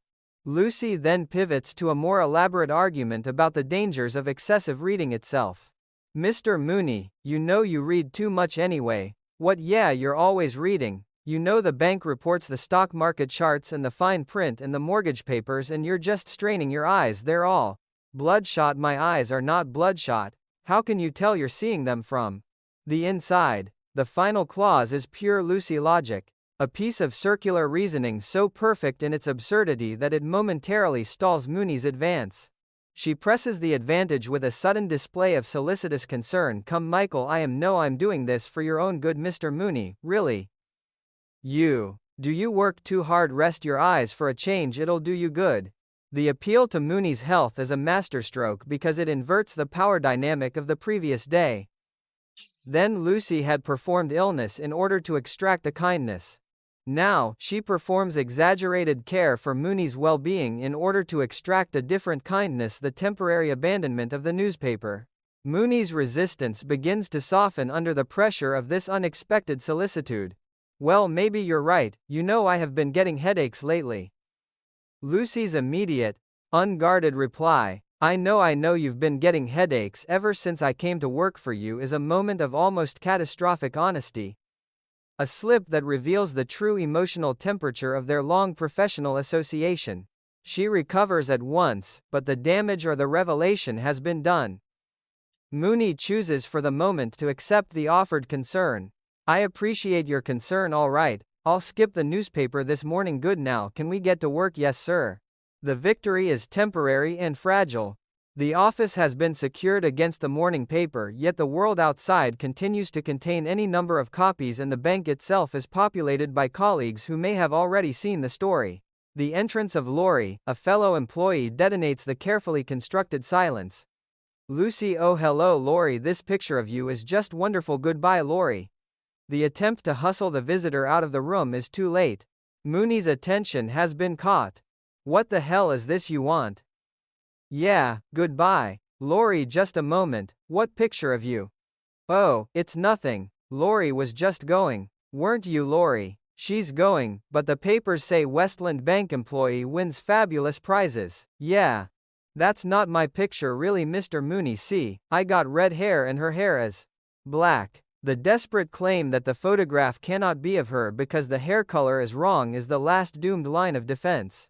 Mooney's response is the quiet, terrible voice of a man who has finally assembled the entire puzzle. "So you were sick yesterday? Answer me, were you sick?" "No, but I am now." The confrontation that follows is both comic and oddly moving. Mooney rehearses Lucy's performance of the previous day, with the precision of a man who has been replaying it in his mind all morning. "And you played me for a sucker." "No, I didn't, and that act you put on. Pretending to be sick, oh my hand, I got it on the bed, so please don't leave me, I want to stay. I want to work, and like a fool, I let you get away with it." The mimicry is cruel, only in its accuracy. Lucy's defense collapses into simple, exhausted apology. "I'm sorry, Mr. Sorry, isn't enough to begin with. You will not be paid for yesterday, and the only reason I don't fire you is because I'm such a sweet guy." "You're a sweet guy." Yes. "Now you get to work, and I don't want to hear another word about your sneaky endeavors." "Yes, sir." The arrival of Mr. Cheever at this exact moment is the episode's great comic reversal. The bank president enters beaming with the unshadowed delight of a man who has just read a public relations triumph. "Ah, Mooney." "Oh, sir. Congratulations, old boy. You did it again. Ha ha." Oh, thank you, Mr. Cheever, sir. What did I do? Oh, playing it sly. Ha, little modest. Ha ha ha. Western Bank employee wins fabulous prizes. Oh, I tell you this story about your modest. The secretary in the newspapers is the most wonderful publicity. And we appreciate it, that's good public relations. And it only happened because you were thoughtful enough to allow Mrs. Carmichael to take off to go shopping. The reinterpretation of events is total. Lucy's deception is reframed as Mooney's strategic generosity. The unpaid day of absence is reframed as an investment in the bank's public image. Cheever's decision to award Mooney a full week's salary as a bonus with the clear expectation that a portion of it will be passed to Lucy completes the transformation of catastrophe into windfall. Mooney's final private negotiation with Lucy is the purest expression of his character. He attempts to reduce her share to half a week's salary. She holds the line with the moral authority of a woman who has just been publicly vindicated by the highest power in the bank. Gee, a whole week's salary for me. Thank you, Mr. Mooney, a half week's salary. Mr. Cheever just said that you should give me a whole week's salary. I don't care what he said, and one more word out of you, and you won't get a red cent, and you're supposed to be such a sweet guy. I am a sweet guy. And don't you forget it. The exchange is both a battle and a reaffirmation of the peculiar durable bond that exists between them. Mooney has been outmaneuvered twice in 2 days, once by Lucy's performance of illness and once by Cheever's reading of the newspaper, yet he remains in the final accounting the man who will not fire her. Lucy has been caught exposed and then miraculously rewarded. The newspaper that was meant to be her undoing has become the instrument of her temporary prosperity. In the gap between the story she tried to suppress and the story the bank president chose to celebrate, the episode locates one of its most enduring comic truths that in the world of The Lucy Show, even the most carefully constructed deceptions have a way of resolving themselves into a form of rough, unexpected justice, provided one is willing to endure a sufficient quantity of pure concentrated mortification along the way. The morning that brings Monsieur Jacques Dupré to the Westland Bank opens with a particular combination of bureaucratic anxiety and suppressed excitement that Mr. Mooney reserves for visits from the higher altitudes of the entertainment world. The letter from Mr. Cheever has already done its work. Listen to this, dear Mooney. Monsieur Jacques Dupré will arrive in Los Angeles on Monday. And I have suggested that he visit you in your office. He's coming here. He's coming right here. His company is scheduled to produce pictures in Hollywood. I am most hopeful you can land the account. Yours truly, Mr. Cheever. The name is repeated with the careful reverence of a man who understands that a single successful transaction with a European film company could alter the temperature of his entire professional year. Lucy's response is pure, unfiltered fandom. Who is Jacques Dupré? Who is Jacques Dupré? Why, he's one of the most famous movie stars in France. The clarification is unnecessary for the audience yet essential for the character even in the midst of office routine. Lucy remains a woman whose emotional life is organized around the glowing figures of the screen. The actual arrival is staged as pure kinetic chaos. Lucy's first sight of the visitor produces an involuntary physical collapse onto the floor. It's him, it's him, it's him, it's Jacques Dupré. Down, Mrs. Carmichael down, and the subsequent attempt to recover dignity only multiplies the disorder. Dupré's opening French greeting is met with the blank incomprehension of two people who have prepared for every contingency except the possibility that the visitor might begin in his native language. Monsieur Mooney. Oh oui, je suis très enchanté de vous voir. What did you say? I think it's French. Does he speak English well? Of course I do. Oh, you so do I. Oh, me too. The rapid overlapping claims of linguistic competence are a perfect comic portrait of American professional anxiety in the presence of European sophistication. When order is finally restored, the introductions proceed with the careful formality of people who know they are being observed by the ghost of Mr. Cheever. Lucy's request for an autograph is the first clear signal that the professional encounter will not remain purely professional. Mr. Dupré. I have a fan magazine here and it has a picture of you in it. Would you give me your autograph, please? Oh, I'd be delighted to hear. Here's a pen. Now your name is Mrs. Carmichael. Would you make it out to Lucy? Dupre's elaborate inscription warmest regards to Lucy Fine, whose irresistible charm and intoxicating beauty incites the hearts of men to overflow with a romantic inclination is received with the delighted embarrassment of a woman who has just been handed a piece of pure cinematic romance in the middle of a bank office. Her further request that the message be rewritten in French on the grounds that her mother is old-fashioned Irish is a tiny masterpiece of character logic. The language of love must be rendered in a language her mother cannot read, not because of any impropriety but because the impropriety is part of the pleasure. The conversation that follows is a delicate negotiation between Lucy's hunger for backstage detail and Dupre's practiced readiness to supply it. The story of the lion taming sequence in Kisses at Dawn is told with the casual precision of a man who has long since learned that the public prefers the legend to the logistics. Was it a real lion? Of course, weren't you scared? Oh no no no. Because you see, before the lion was brought into the cage, the director insisted on using tranquilizers. Tranquilizers. Oh, they dope the lion, no me. The reversal is pure comic gold, and Lucy's subsequent attempt to reenact the scene complete with imaginary whip chair and a request that Dupre make like a lion produces the first genuine physical disaster of the visit. Mooney's horrified intervention arrives just in time to prevent the bank's most important potential client from being mauled by an enthusiastic secretary in full pantomime. The business discussion that finally occurs is conducted under the continual pressure of Lucy's residual excitement and Mooney's residual terror. Dupre's needs are simple: a few French checks to be cashed and a formal letter of agreement for the banking services his production company will require. The suggestion that the letter be dictated at his hotel rather than in the office is accepted by Mooney with the relief of a man who sees a chance to remove the most volatile element in the room from the immediate vicinity of the deal. Lucy's instantaneous volunteerism: "Oh, Mr. Mooney, you're a doll, not you. I could go over on my lunch hour now, Mrs. Carmichael, but Mr. Mooney, it's my lunch hour and I'm really a very fine secretary," is both transparent and irresistible.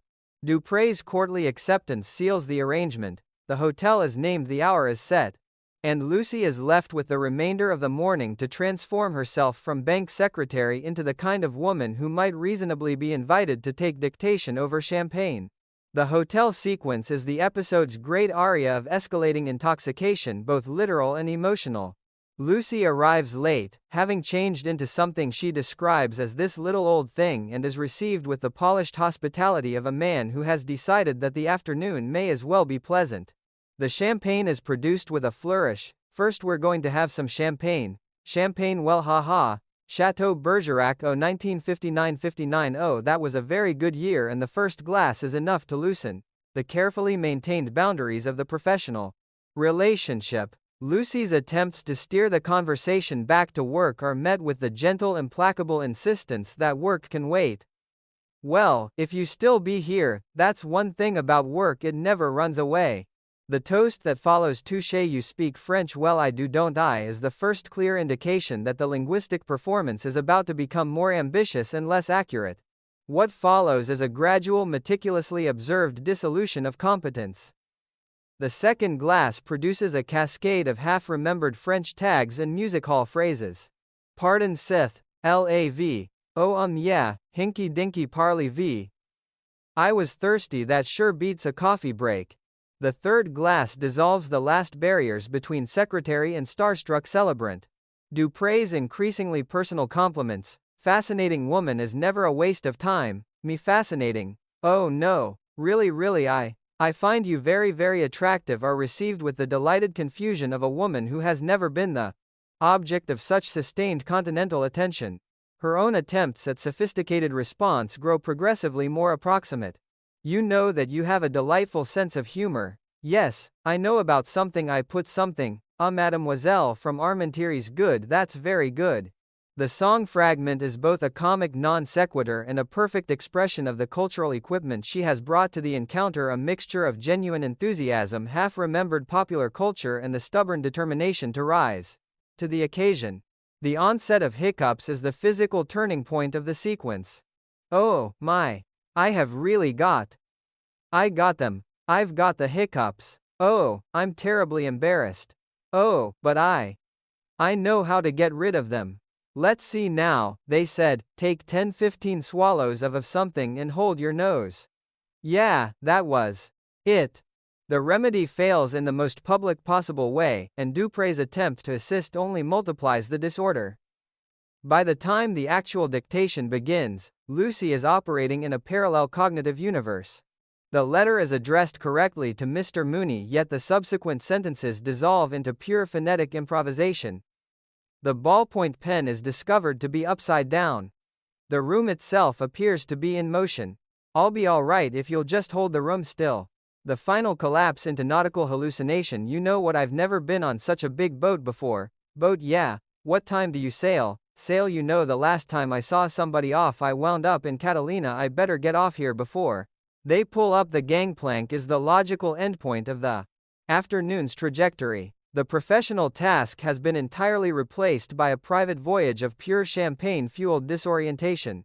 The return to the bank is staged as pure comic reckoning. Mr. Cheever has arrived unexpectedly, eager for news of the deal. Mooney's confident assurance that the letter of agreement is on its way is delivered with the doomed optimism of a man who has not yet seen the condition of his messenger. Lucy's entrance is the entrance of a woman still partially at sea. Mrs. Carmichael. Oh, hi, Mr. Mooney, Mr. Cheever, hi bank, hi world, I think she's high. The subsequent interrogation is a model of escalating horror. Mrs. Carmichael, yes, I trust you kept your appointment with Mr. Dupre. I sure did, Mrs. Carmichael. Yes, you have been drinking no only a little champagne with 1959, and it was a very good year. Cheever's threat to hold Mooney personally responsible is the sound of a professional apocalypse. The demand for the letter produces only the blank confession that no letter exists. Mooney's response is the pure, distilled voice of a man who has reached the end of a very long rope. The only thing I will give you is a little pink slip to go with your little pink eye. What do you mean by that? You are fired. The final reversal arrives, as it so often does in the Lucy Show, through the unexpected agency of the very person who seemed to have caused the disaster. Dupre himself appears, letter of agreement in hand, and calmly announces that he has already completed the document and that he has further plans for the afternoon, plans that include lunch with Mrs. Carmichael, provided there is no more champagne. The professional crisis is resolved in an instant. The personal crisis is transformed into a standing engagement. Lucy, still partially airborne from the afternoon's excesses, is permitted to exit with her job restored and her social calendar unexpectedly elevated. Mooney is left with the familiar mixture of relief, residual fury, and the grudging recognition that the universe once again has chosen to forgive Lucy Carmichael for sins that would have destroyed a less charmed employee. The champagne has been drunk. The hiccups have been endured. The letter has been secured by means that no banking manual would ever endorse. And somewhere in the space between a French film star's polished hospitality and a temporary secretary's spectacular inability to remain professional in its presence, the episode has once again demonstrated its central enduring truth that in the world of Lucy Carmichael, the most reliable path to success is often the one that passes directly through pure, unadulterated chaos. The arrival of Thomas Cheever, nephew of the bank president, introduces into the ordered world of the Westland Bank a new and particularly volatile element: the open, unapologetic desire to escape it. Mr. Cheever's preliminary briefing of Mooney is delivered with the weary candor of a man who has already exhausted every conventional argument. Mooney, I have a young nephew, Thomas Cheever. He starts work at the bank today. Oh, splendid, sir. Shall we say that a small acorn has fallen from the mighty oak? That's good phrasing, Mooney. But unfortunately, in this case, the acorn is a real nut. Oh, he doesn't want to become a banker. He doesn't want to become a banker. He wants to go into show business. The repetition of the unwanted ambition is itself a form of comic punctuation, a verbal acknowledgement that the problem has been stated so often, it has begun to lose the power to shock. Mooney's response is the pure voice of institutional loyalty. The boy will be molded, the boy will be disciplined, the boy will be shown no favoritism of any kind. The private instruction that follows this bank, he is not my nephew, is both a professional oath and a quiet prayer for strength. Tommy's first entrance is played with the easy charm of a young man who has not yet learned to conceal his essential nature. The introductions are formal, the immediate preference for taking orders from Mrs. Carmichael rather than Mr. Mooney is not. I'd rather take my orders from Mrs. Carmichael, ha ha ha, watch it boy, yeah, watch it boy, there is no place in banking for liberty. The laugh that greets the remark is the laugh of people who recognize a truth even as they are required to suppress it. Mooney's subsequent lecture on the absence of special privileges is delivered with the heavy emphasis of a man who fears that the entire staff is already preparing to treat the newcomer as visiting royalty. Tommy's cheerful acceptance of the terms only deepens the unease. A young man who does not demand favoritism is somehow more dangerous than one who does. He cannot be controlled by the ordinary levers of resentment and denial. The private conversation between Lucy and Tommy that follows is the emotional heart of the sequence. Freed from Mooney's supervisory gaze, the young man allows the mask of polite compliance to slip. Well, Tommy, how do you like being a banker?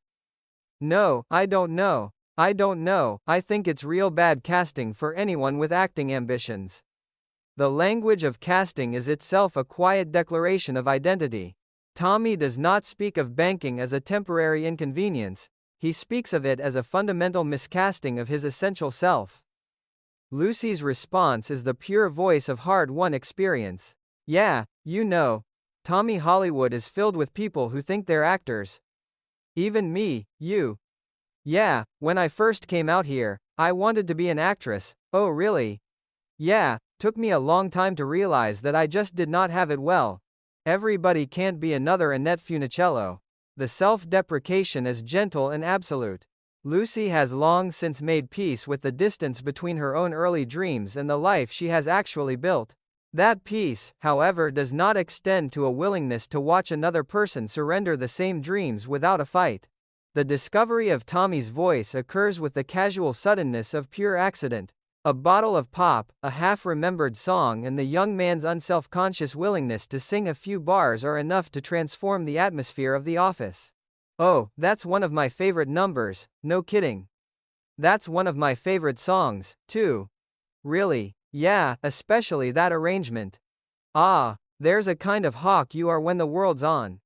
There's a kind of walk you are when you're walking proud. There's a kind of walk you walk when the neighbors shun you. Just keep walking, go on, keep on. The performance is not polished, it is simply true.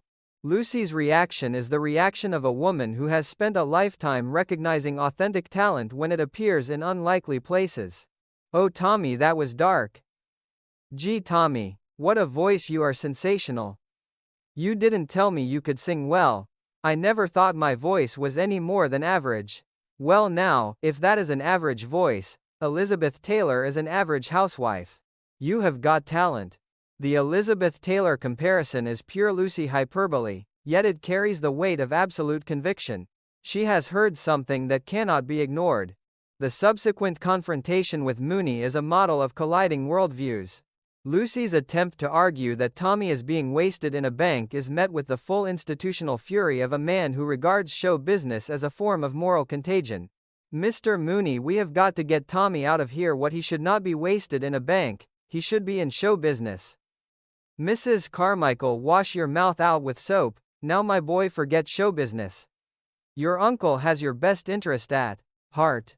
The command to wash her mouth out with soap is both comic and revealing. It treats the very mention of a theatrical career as a form of profanity.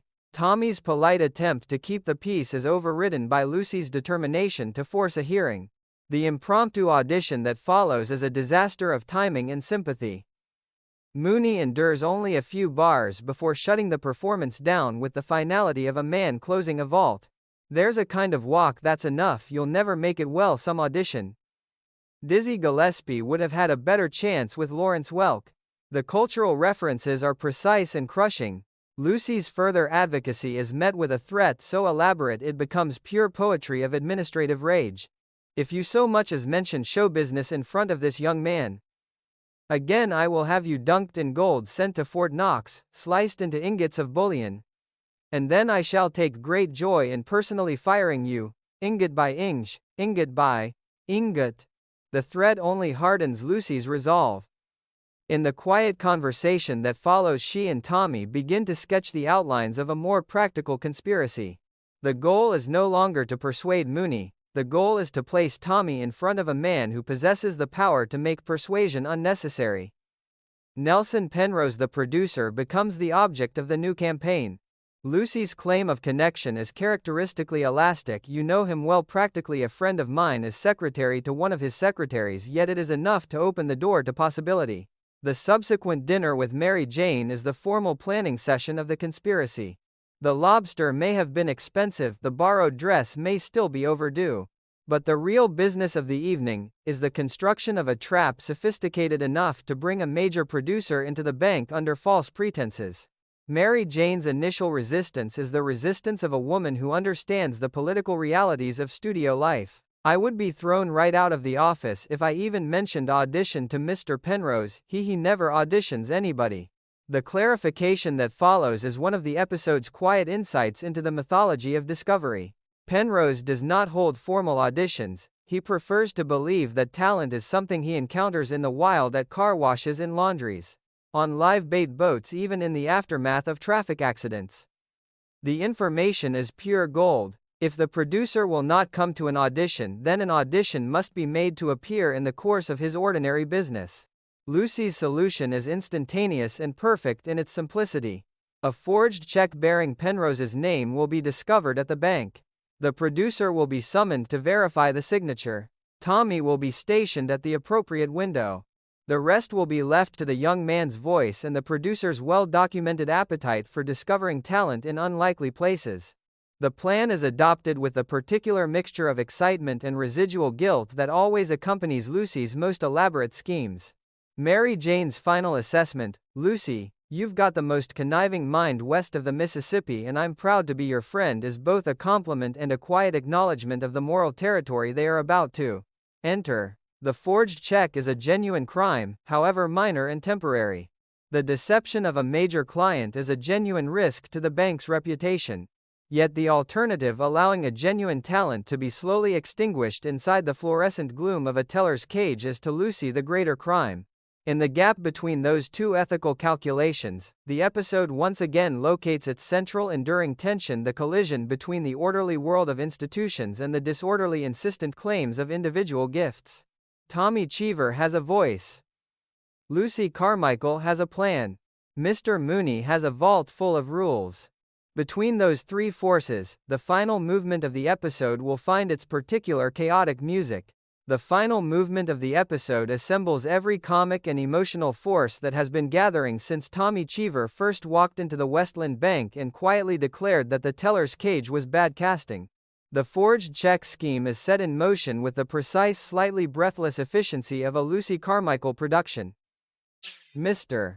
Mooney has been dispatched on a carefully manufactured wild goose chase.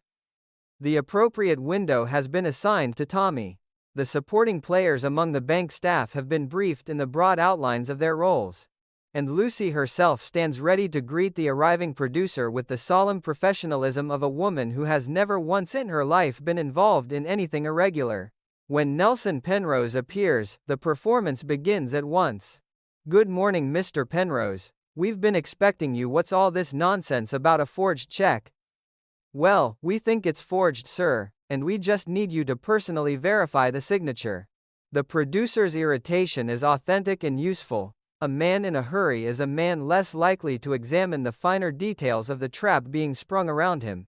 The transfer of attention to window one is managed with the delicacy of a stage direction. "Young lady, I'm a very busy man. My studio comes to a complete standstill without me." "Yes, sir. May I have the check?" "Well, that handsome young man right over there at window one has it." Tommy's assumption of the role is instantaneous and complete.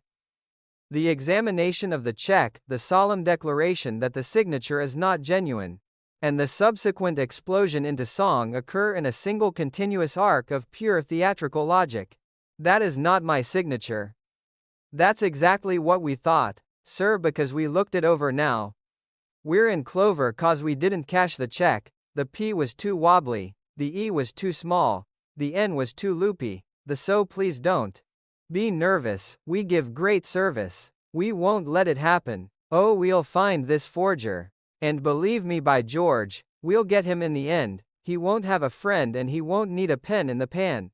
The transition from spoken explanation into full musical performance is so seamless that Penrose's first reaction is simply the startled question of a man who has never before been serenaded in the course of routine bank business. Do you always serenade the bank's customers like this?